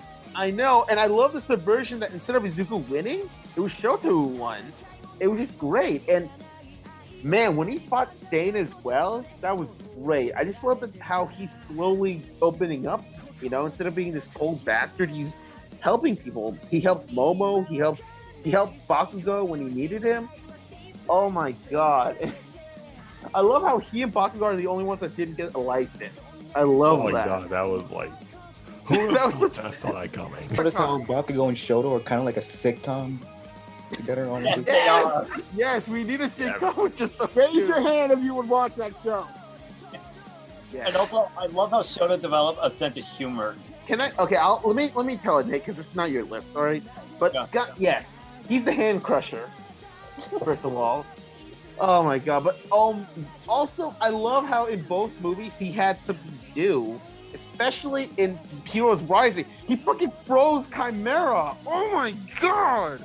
He might be killed. I think he killed him, but god damn it, that was awesome. And in the manga, oh my god! Oh, the manga. Especially the newest chapter. Oh man.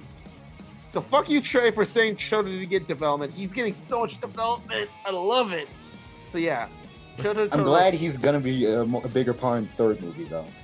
Oh yeah, exactly. Yeah. So yeah, Shoto Todoroki, he's my boy. He's my boy. Nice. Okay, let's go to runner up. Number 2. Ooh boy. A tie? My Ooh, last one. Oh, last one. Let's. Uh-oh. Oh dear, he's stuck to the glasses. Oh no. Hey. Edward Elric from Fullmetal Alchemist. Triple! But Thanos! Roy Mustang from Fullmetal Alchemist. It's not Thanos. It's gone. Damn it. It's gone. Damn it.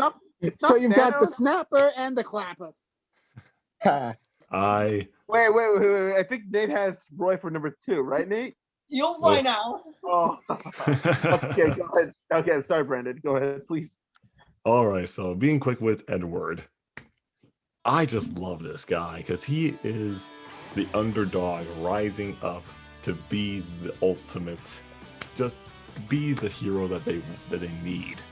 And when I saw his first debut, when you actually see him like rip off his coat to reveal his metal arm, Oh, that is a money shot right there, ladies and gentlemen. you know, right? For Shorty, he's pretty buff. I am just like, Vic Mignogna, dude, you are the only person to play Edward. The only one. Because you captured the goofiness, the badassery, and also the serious moments when he had to be. When both he and I know we say this, but when they find Mia as a chimera, and you see the hatred in his eyes. Oh, man. Where are they? I just can't get that image out of my head about when she said like, "Big brother Ed," just the horror in his eyes. It pushes him to be the person that needs to save everyone. And also, fuck you, Show Tucker. But I can also say this, they actually captured him actually well in the live action Fullmetal Alchemist movie. I never thought that would happen. Yeah. Edward is just, he's not just good with alchemy, he's good in hand-to-hand combat. I mean, the guy has a freaking hidden blade under his arm. If they can zoom in for combat. Man, I just love both the original and Brotherhood. They made them so enjoyable. Let's move on to Best Boy, Roy Mustang. Yes. Yes! A man who wants school uniforms as the new uniforms. I will follow you forever, Roy Mustang. I'll follow you forever. And he was serious about it when he gave that speech to Hawkeye. He was serious about it. But just, I think the best moment with him is his fight with Lust. My God, that fight was just amazing. Plus, it's Travis Willingham and Laura Bailey, husband and wife, fighting each other. So this is probably a normal day. And this was before they got married. Exactly, right? So, Really? and Yeah, they got married. so many innuendos in that, like, is that how you first like stick a hand inside of a woman? It's like, Yikes. Oh, like, man. you guys know you did this before you were married, right? I'm pretty sure that they look back on it, they're like, oh, dear. I'm sure, like, they're almost like myself. I look back and like, what did I do? But I just gotta talk about it. He is basically the ultimate. He knows how to use a fire.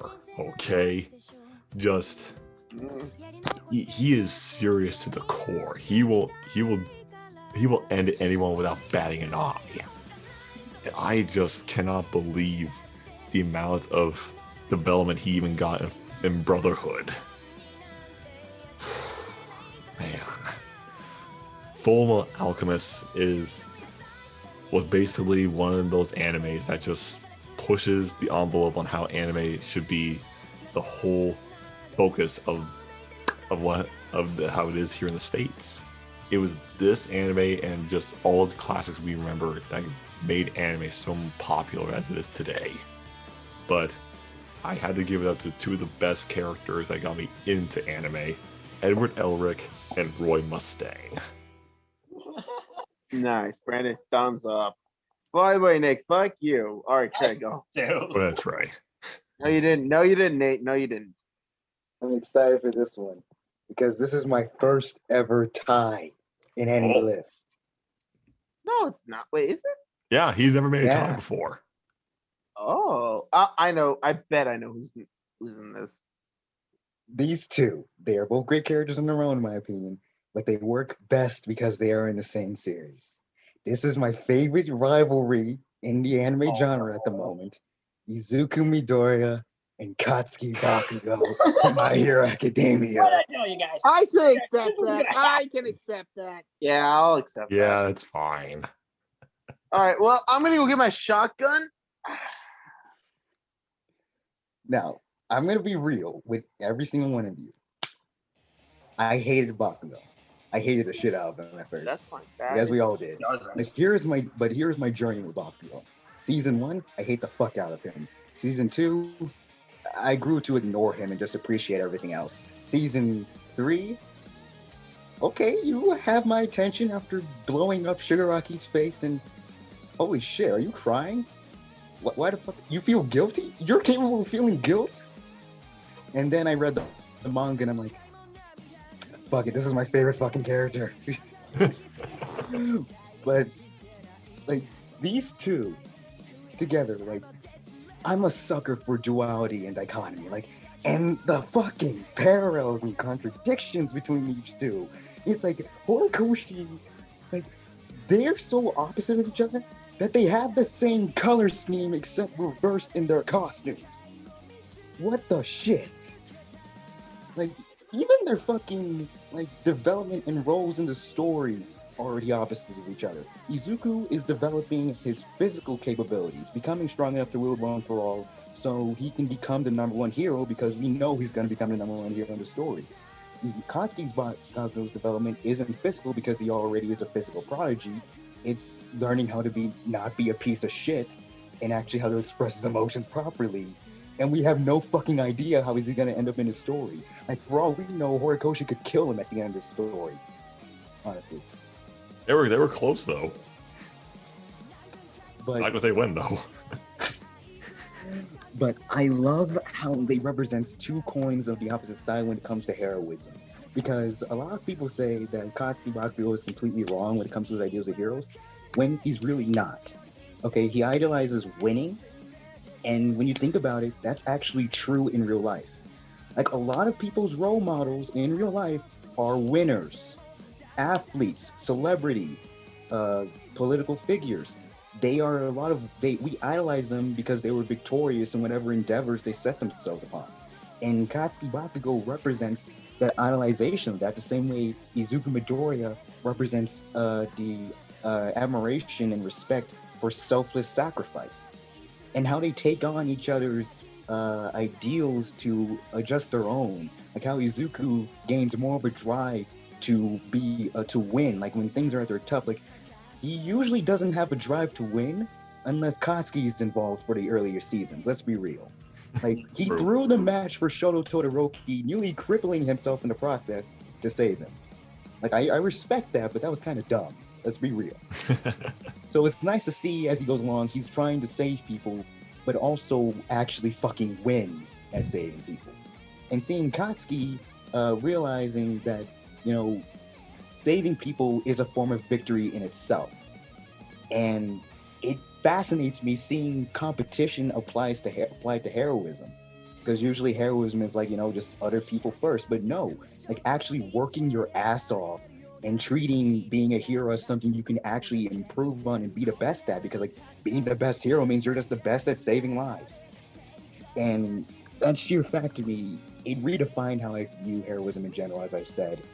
And like I said, and like I said before, where they are now in the manga, they are just at their best together. Heroes Rising was just fucking amazing. Yes. I fucking love their team up. Like, if there is one other person I would be happy with having one for all, it would be either Mirio or Katsuki. Like, either one of those two. Like, because they both have traits I like in a character. Even though Katsuki is an asshole, he's hardworking, he's intelligent, and he doesn't fucking cheat. He relies on his own skills and talents. Like, if he says he's gonna kick your ass, he's gonna kick your ass fair and square, undisputed. He's blunt but honest. It's true. Yeah. So, Izuku Midoriya and Katsuki Bakugo, the two successors for All Might, are my number 2. Nice. Nice, buddy. Go ahead, Nate. What do you got? Okay, number 2. Well, 2 people. My first tie. The first one, he was the character I was supposed to put on my anime anti-heroes, but I decided to put him here for heroes. Naofumi Iwatani from Rising of the Shield Hero. That works, so he does develop into a hero. That's fine. Still a hero. And tied with him, well, his name may be short, but it's sweet. It rolls off the tongue. Ladies love it, especially if those ladies are thirsty moms. Jesus Christ, you're not serious. Yeah, best boy in that show, Jean Arc from Ruby. John, you put John over Crow? I don't have Ren? Crow on my list, all right? Why that? Look, I'm sorry. If you can ignore the obvious signals that Pyrrha is throwing at you, get the fuck out of here. Nate, explain yourself, because I'm Explain. contemplating driving down there and killing you. I have a I'll car. start off- Why? I'll start off with Jean Arc, because Please do. yeah, because like Weiss, Jean is one of the few people that has consistent of development. Yeah, he did cheat his way to Beacon, but he wants to live up to his family legacy. He wants to be like a hero. And yeah, he is very incompetent in the early seasons, but you get to see him grow into a much more capable fighter later on. And all he carries was a sword and a shield. Yeah, it may be simple, but it still works. And also, unlike Ruby, and no disrespect to Ruby, Jean learns how to be a better leader. Literally. After the conversation with Ruby and Pyrrha, he learns that he needs to be more respectful as like a team leader. And it really shows in Volume 2 and Volume 3, where he's actually really good at giving strategies. And yeah, that was dumb of him for not realizing Pyrrha's feelings. I will admit, that was like a kick in the balls for him. But that also leads to him having like a good motivation. Like, he originally wanted to kill Cinder. And as much as I don't like Volume 5, his anger during that scene, I can definitely see it in the voice and in his facial expressions. But it wasn't until he saw Pyrrha's memorial statue, that's when he realized that he's getting too obsessed with his revenge. And that was like his main motivation, to be a hero just like Pyrrha, and not to be the same heartless person that robbed him of his partner. And literally, in Volume 7 and Volume 8, it shows that he actually grew out of it. Like, yeah, he may be doing like community service, but at least he's helping out people. And in Volume 8, literally, John is literally the one guy out of like the main group that is good at breaking up fights. He was able to calm Ren down when he used Snap in Volume 7. He was able to break up a disagreement. It's like, do we prioritize the Amity Tower or do we prioritize Mantle? And John came up with the idea, let's split up and do both at the same time. And literally, in the same volume, he knows, he is aware that Ren is not wrong, that he cheated his way into Beacon, but John wanted to help Ren because he didn't want to go through the same thing again. John literally became like the voice of reason. He wants to help out people regardless of his own skills. And I have to admit, I do like his semis that it's able to amplify a person's aura, being able to heal him, but also make like the own semblance do crazy stuff. I mean, can you imagine what will happen if John amplifies Ruby's aura? Can you imagine how fast that would go? Yeah, but I think that's like enough about Jean. Let's talk about Naofumi. Oh shit, you had a tie? Damn. Yes. Yeah. Yeah, he did. And Naofumi, wow. This guy went through a lot of serious shit ever since he came to that world. People looked down on him because all he uses was a shield. And while he did get screwed over a lot, that did not stop him. Naofumi keeps pushing forward. Yeah, he does some like odd things, but most of the acts that he's done, it's a bit more heroic. He helps out a town, and whenever like one village was cursed with a plant, he decided like to stay in town and figure out where the source of the plant came from. It shows that Naofumi does value other people's lives. He may not like only show that he cares about it, but he still cares about it from the inside. And it's very evident from when he cares about Raptalia and Philo.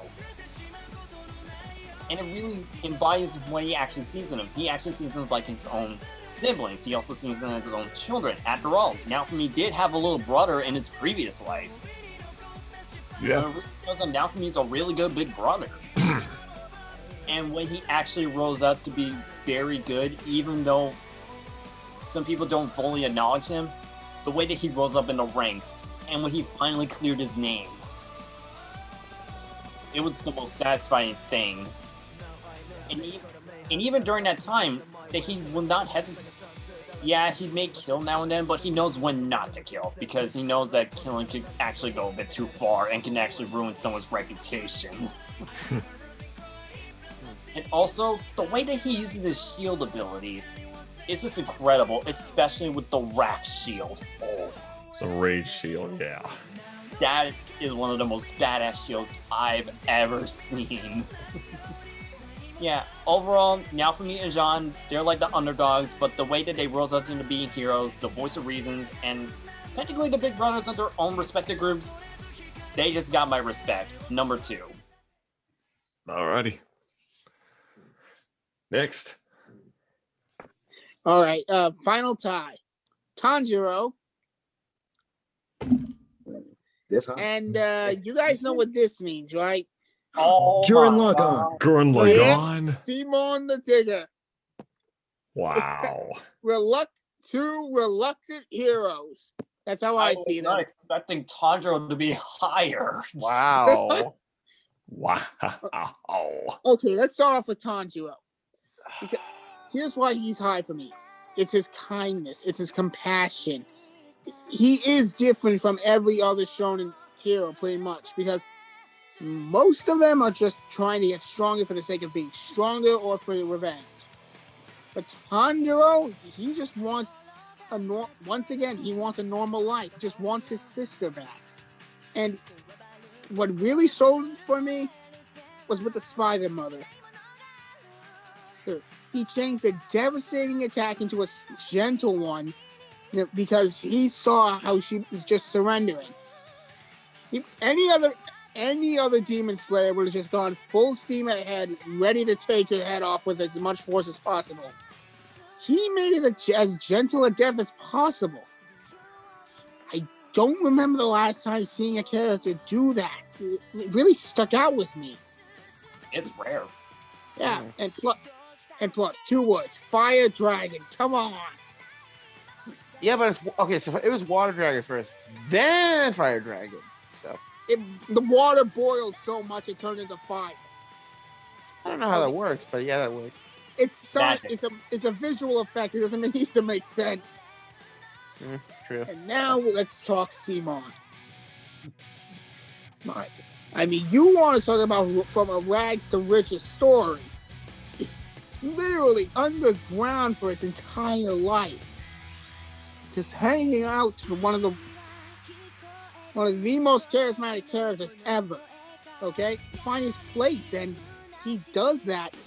But god damn it, did he go through the ringer. I mean, first of all, let's just talk about losing his bro. Oh yeah. Rip to Oh, I still choke up. No. And then when he finally succeeds, he wins, only to find out there's a freaking alien invasion coming along, and his fiance is involved. And then when he wins again, and he finally gets married.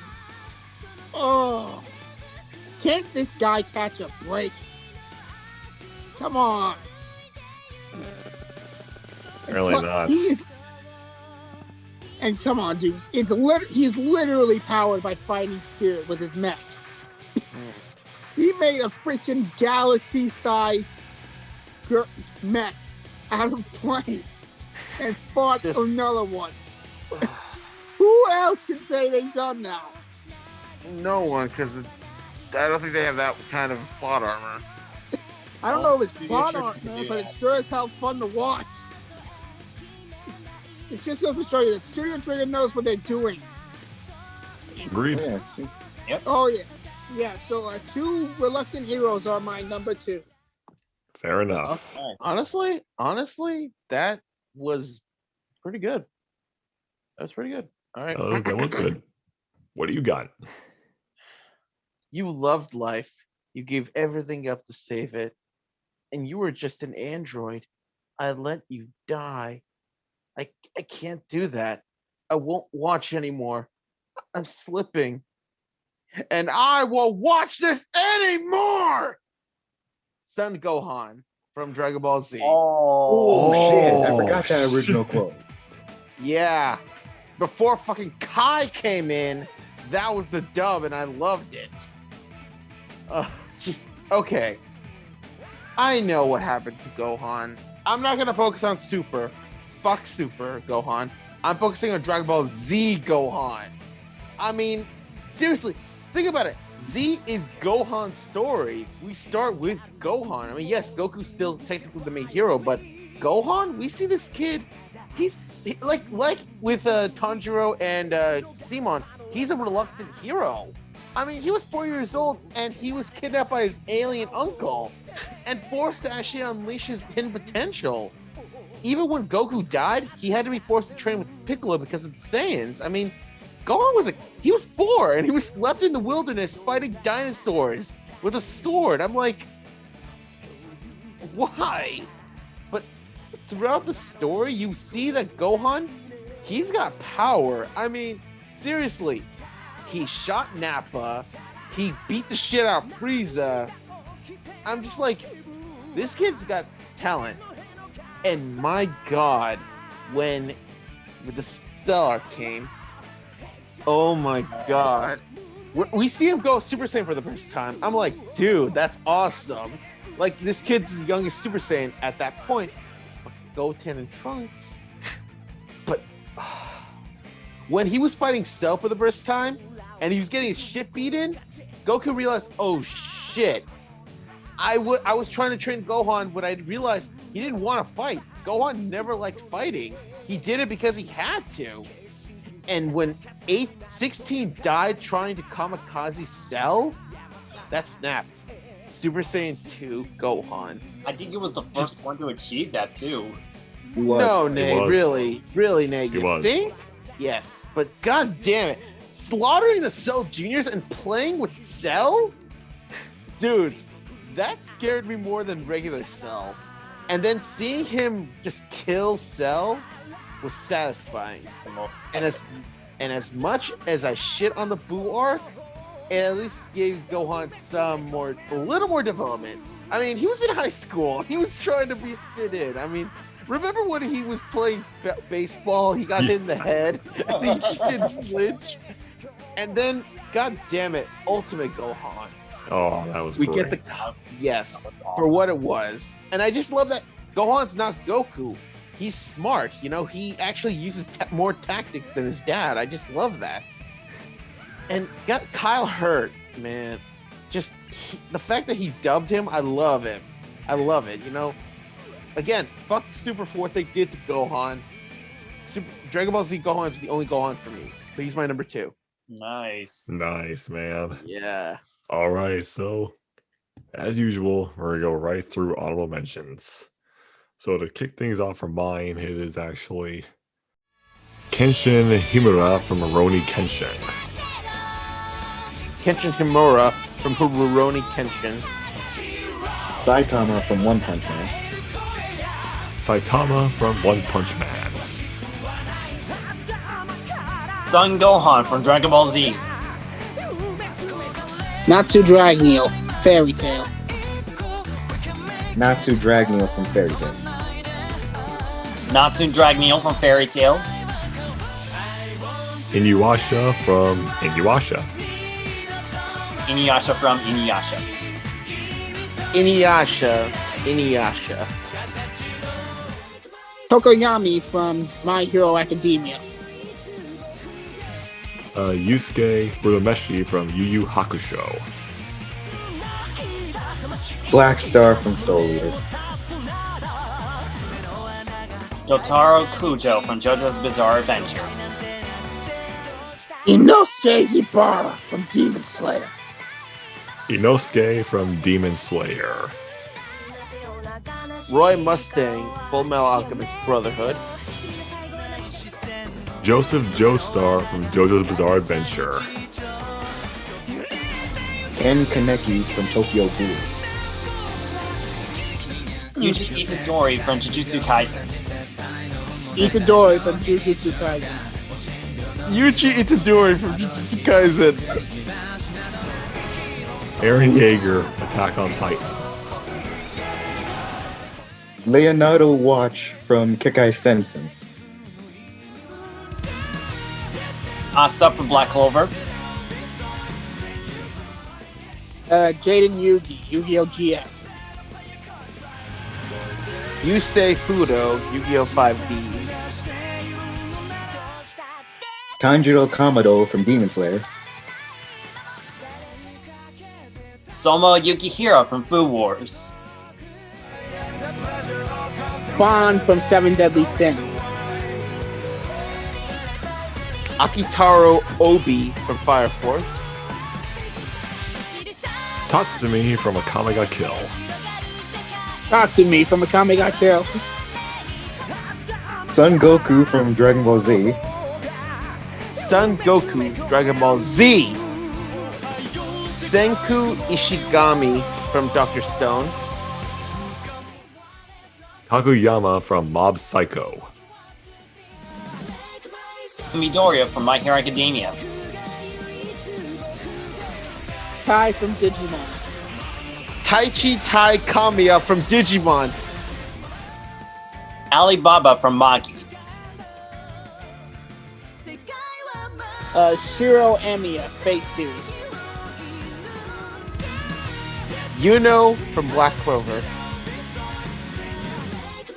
Shoto Todoroki from My Hero Academia. Atsushi Akajima from Bogo Stray Dogs. Issei Hyoto, High School DxD. Megami Fushiguro from Jujutsu Kaisen. Tiger Mask W, Tiger Mask W. Gajeel Red Fox, Fairy Tail. Suzaku from Code Geass. Minato Sahashi from Sekirei. Death the Kid, Soul Eater. Spike Spiegel from Cowboy Bebop. Brock from Pokemon. Dazai from Bogo Stray Dogs. Okay then. And people gave me crap for triggering people with John. The only guy I know who could be a Chad and a simp of anime. But goddamn it, you guys are lucky you mentioned Yuji Itadori across the board, because I would have committed murder 4 times over. Oh yes, it's the one that loves One Piece, the one that fucking triggered me the most. At least my series than having sold to more go than on. any other manga. Go ahead, yeah, Brennan. Alrighty, so number one. The one protagonist that I can get behind the most from an underrated anime who has a gun for a head. Juzo Inui from No Guns Live. Absolutely. This guy can just... He's basically all what I said from all these protagonists, all rolled into one. He's just that tragic hero that, like I said before, they don't know if this path is where it's going to take them, but if you follow it, it's leading you down to a place where you know where you're going to be. And plus, it's just, as Kevin mentioned, he has such a tragic upbringing, killing his own brothers in arms, and just realizing that he's all alone. He never made a choice. This was the first choice ever he actually made. And when he actually realizes that, he goes into hiding. It's like he was ashamed of himself. he didn't know what else to do, what to be, because he was basically like a tool. He was treated like a tool, and now he's all alone. He doesn't know what to do anymore. But when he meets the main character and the story goes along, those two just become like the best of partners I can see for an anime. It is just gut-wrenching to know like what's gonna happen to these two. And I want a season 3 for that show. It needs it. Oh, Brandon, have you read the manga or? I actually haven't read the manga yet for that one. I need to, because Juzo is just that character who is like basically like a lot of my ones I've mentioned, but he is just that one to set the bar high for someone you follow, even if their backstory is dark, they can't live with themselves. But if you see the light at the end of the tunnel, or in this case by the end of his muzzle, it's just, you know what he's gonna be. He's that hero that they need. And No Gun's Life is by far, it should not be underrated anime. People should watch that. Juzo is the true hero in all of anime, in my opinion. Exactly. Fucking watch, guys. So go ahead, Trey. What do you got? We all assume that the original shonen protagonist is Son Goku. Wrong. Is Son Goku, the original shonen protagonist is the guy Son Goku is based on. Sun Wukong, or rather in this series, Jin Mori from God of High School. Oh, dear Brandon? Brandon, have you watched it? Yes. Have you read it? Dude, I'm telling you, Brandon and Trey, man. I'm telling you. Well, you know yet that again. he's Goku with way more character development. Oh, Do you agree hands with down. Hands down. Yes. Now, I'm going to jump right into this because I know it's getting late. But pretty much, Jin Mori is Sun Wukong. Except it's a what-if take. What if after he made it to India with his little group after their journey to the West, what if instead of achieving enlightenment,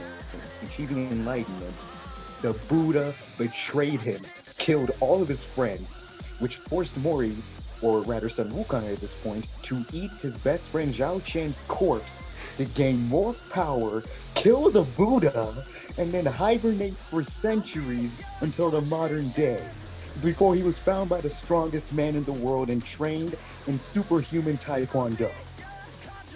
You can't make this shit up. Like, this is what you get when you combine Journey of the West with Street Fighter and a little bit of Tekken. This is one of those things that can only happen in anime. Yeah, but it started out as a webcomic though. Yes. And also, side note, the anime rushed it. Good animation, but a really rushed story. But moving on from that, I love Jin Mori because he starts out as your stereotypical anime protagonist, like obsessed with fighting, eating, friends, all that shit. He's pretty much a Goku clone at first. But then, as the story goes along, as he gets more of these his memories of his past life, and on his journey to find his grandpa, Taijin Jin, who's pretty much One Punch Man of their world except kicking, he matures as the series goes along. Like, you know that trope that Goku has, how he's taken out of the story because he's too strong and the other characters have to deal with it on their own for a little bit? Mm-hmm. That happens to Mori, but he doesn't just brush it off. It actually really affects him. It traumatizes him seeing all of his friends and comrades that he's come to make suffer and struggle, and in some cases die against the people that they're struggling against because he's not there. Like, there's an incident called Ragnarok where pretty much the gods, like every single mythology, comes to Earth and just goes to town. Like, you know, Justice League Apocalypse? Very different from Norse. It's worse than that. Yeah. I know. No, EDA, shut the fuck up. And it doesn't stop there. It gets even worse. By the time Jin Mori comes back and beats Satan, yes, he fights Satan, don't ask. His grandfather is killed by one of his own allies in front of him. and he has his power sealed away by the Holy Grail. And then he's once again forced to regress for 17 years, carrying all this guilt on his shoulders about how he wasn't there to prevent this when he could have stopped it. And seeing him grow, this god learn to become more of a human, but still use his strength to protect the people he loves. It's fantastic. And a lot of people say Goku is the greatest fictional artist. Jin Mori surpasses him in that regard because he improves on all of his skills in every fight. Like, there comes a point where he realizes, why do I need to waste my energy on a technique that lets me kick a person 3 times in an instant when I can just neck chop them and get the same effect? Like, he actually improves on his skills alongside his own natural power and strength. And that's the part of what I love for him. And I'm honestly motivated to read the original Journey of the West at this point. Oh my god, yes. I really want to play that Wukong game that's coming out from China. Black Myth Wukong is fucking amazing. I love it. I want it. I can't wait to play that either. So Trey, what the fuck? I know. That's all I can say. All I can say. It's literally on funny. You can watch it. I will try. I encourage you to download the Webtoon app and read the webcomics. It is 100 chapters long. I'm going to admit that right now at this point. But it reads like a comic book, not a manga. So it should be a little easier. We'll see. Okay, but chapters are way shorter. God damn it, Trey. You basically just described everything I wanted in an anime. Oh, dear. Read the webcomic. You will love it. Okay. Oh, Trey, brother. Wow. Brother. Jesus almighty Christ.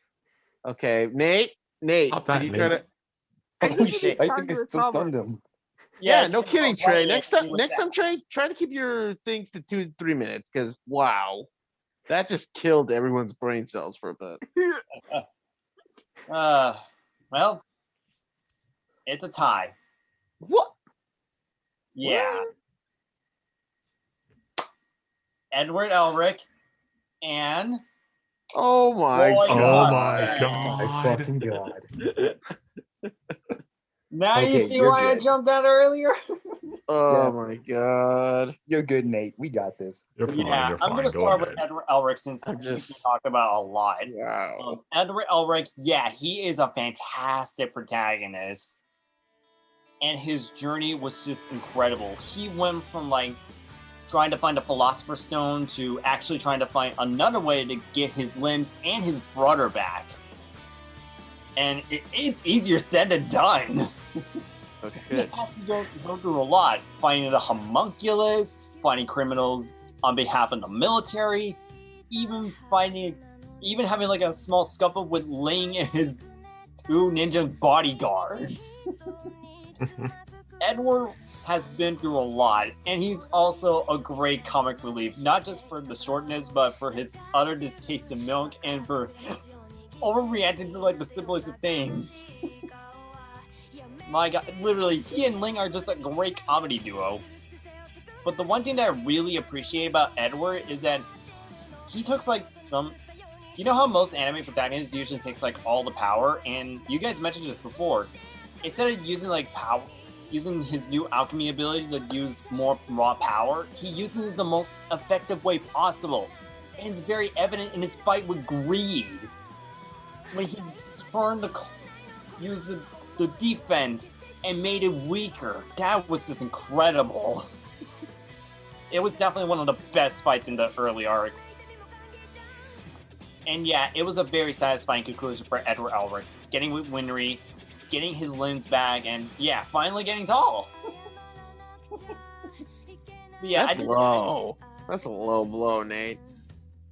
Hey, he finally got tall, so he got his wish. But yeah, that's enough about Edward Elric. Let's talk about Roy Mustang. Dude, it's still a toss-up between him and Greed for my favorite character in Brotherhood. And yeah, all he wants to be is the new Führer for the military. But even though he has like a selfish goal, he also has like a selfish reason for it. He wants to make sure he can protect everyone. And it's very, very, very evident after his best friend Mayhews died. that was just his main driving factor for the entire story for Fullmetal Alchemist Brotherhood. And when he found out that Envy was the one that did it, oh jeez. That's not a fire user anymore. That's a fire demon that Envy was fighting. And no joke, when I saw that fight for the first time when I was watching it in high school, jeez. This guy became ruthless. Travis Willingham did a great job. I don't think anybody else can play that role other than him. He just captures it. And even though he may have lost his vision per se, that still didn't stop him from pursuing his goal to be the Führer. And no lie, he does a pretty good job fighting blind.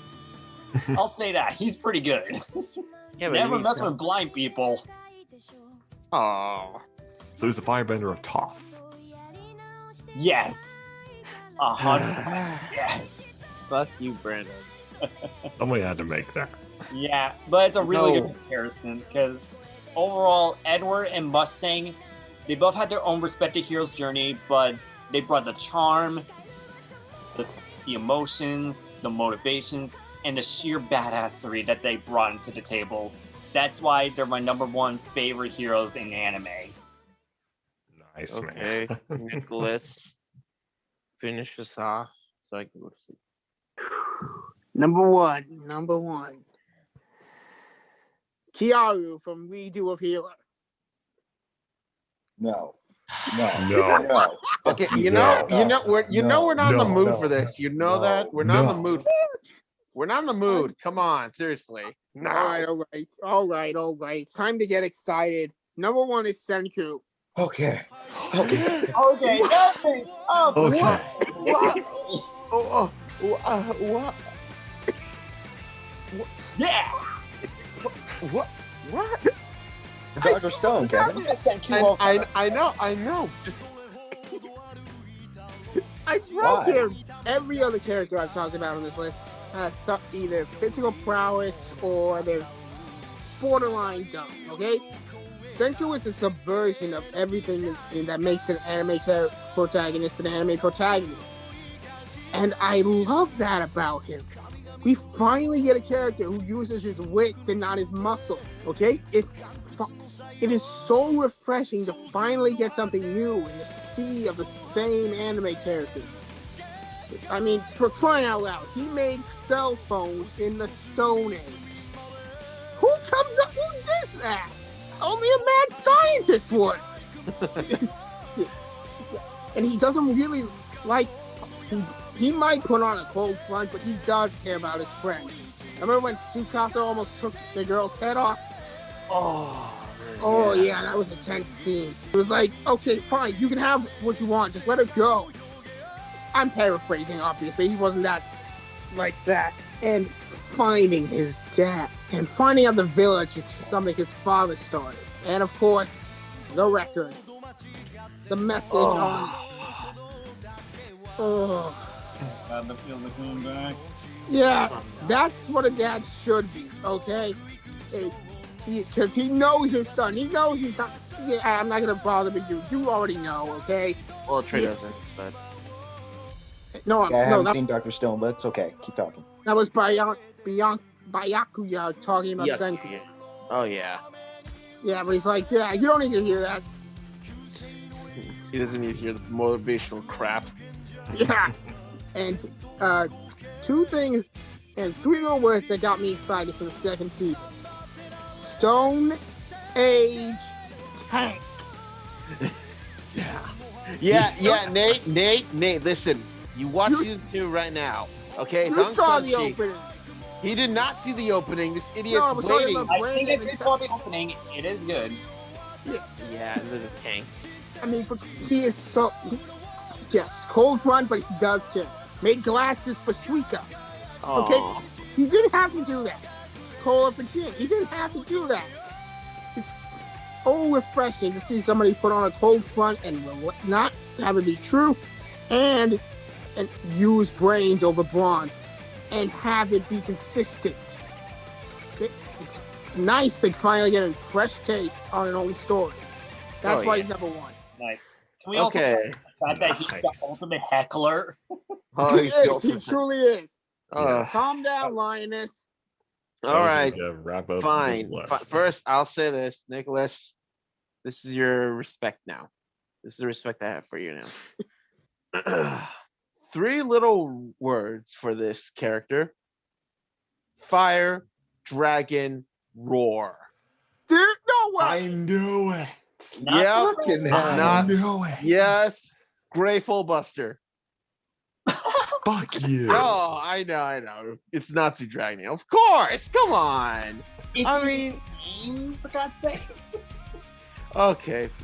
Yes. I'm sorry we had to go from one of the smartest characters to one of the semi-dumbest. Yeah. Okay. Look, I know Fairy Tail. I know the story. We know it's cliche as all hell, but Natsu's not a bad protagonist. He's not Oh, really a absolutely not. bad one. I mean, he's funny as hell. He's stupid, but like the way that he cares, like his backstory with Zeref. Oh my god! He's not even the real Natsu. He's just a copy made just to kill Zeref. And when he goes in the future, he doesn't stay alive for 400 years. He's not 400 years old. Okay, you idiots. Okay. Thank you. Yeah. Thank See. you. Finally, someone exactly. agrees with me. Okay, it's like it's just idiotic why people think that. But when he grew up with Ignu and learning about the art of dragon slaying, I loved it. You know, Ignu may be a dragon, but he's a dad. And when he left, Natsu was on his own. He didn't know what to do until he found Makarov and joined Fairy Tail.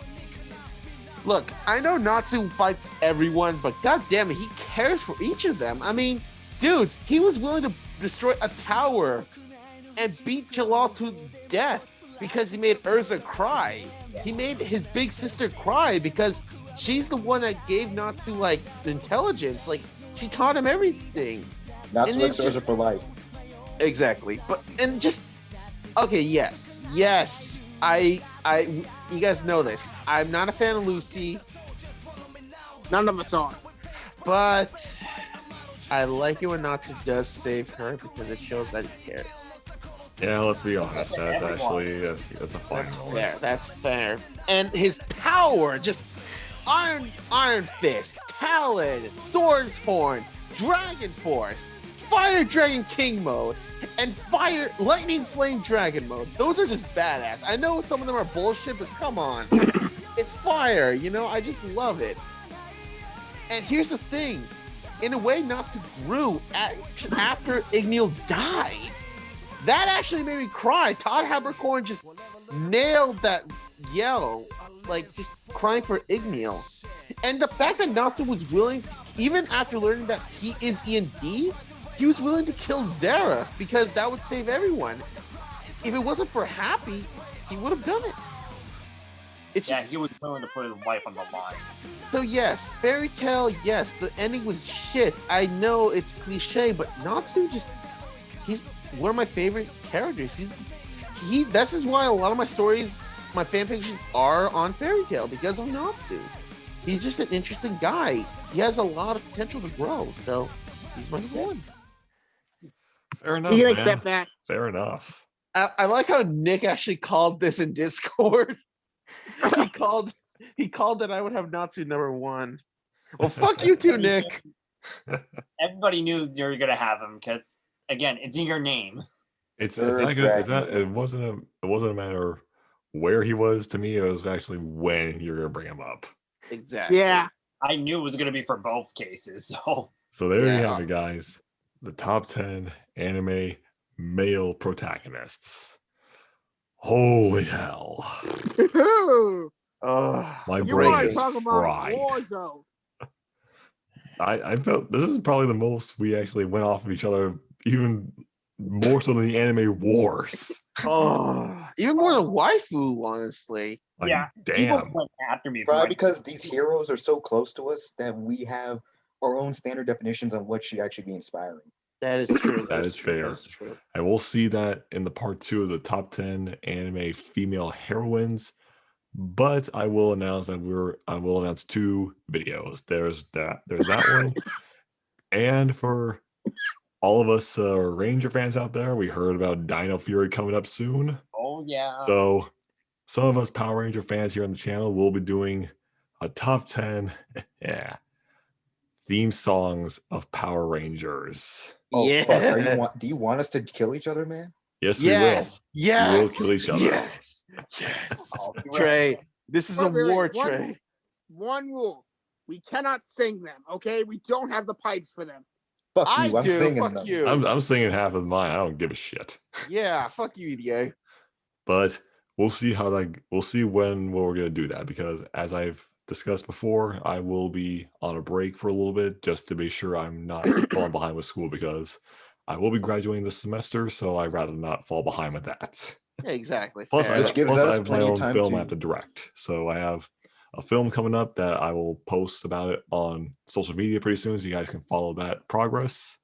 And you can just let us know who your favorite anime heroes are in the comments down below. I'm the Dark Reviewer. We are the Eyes in the Shadows. Go ahead and click that subscribe button and join us here in the shadows.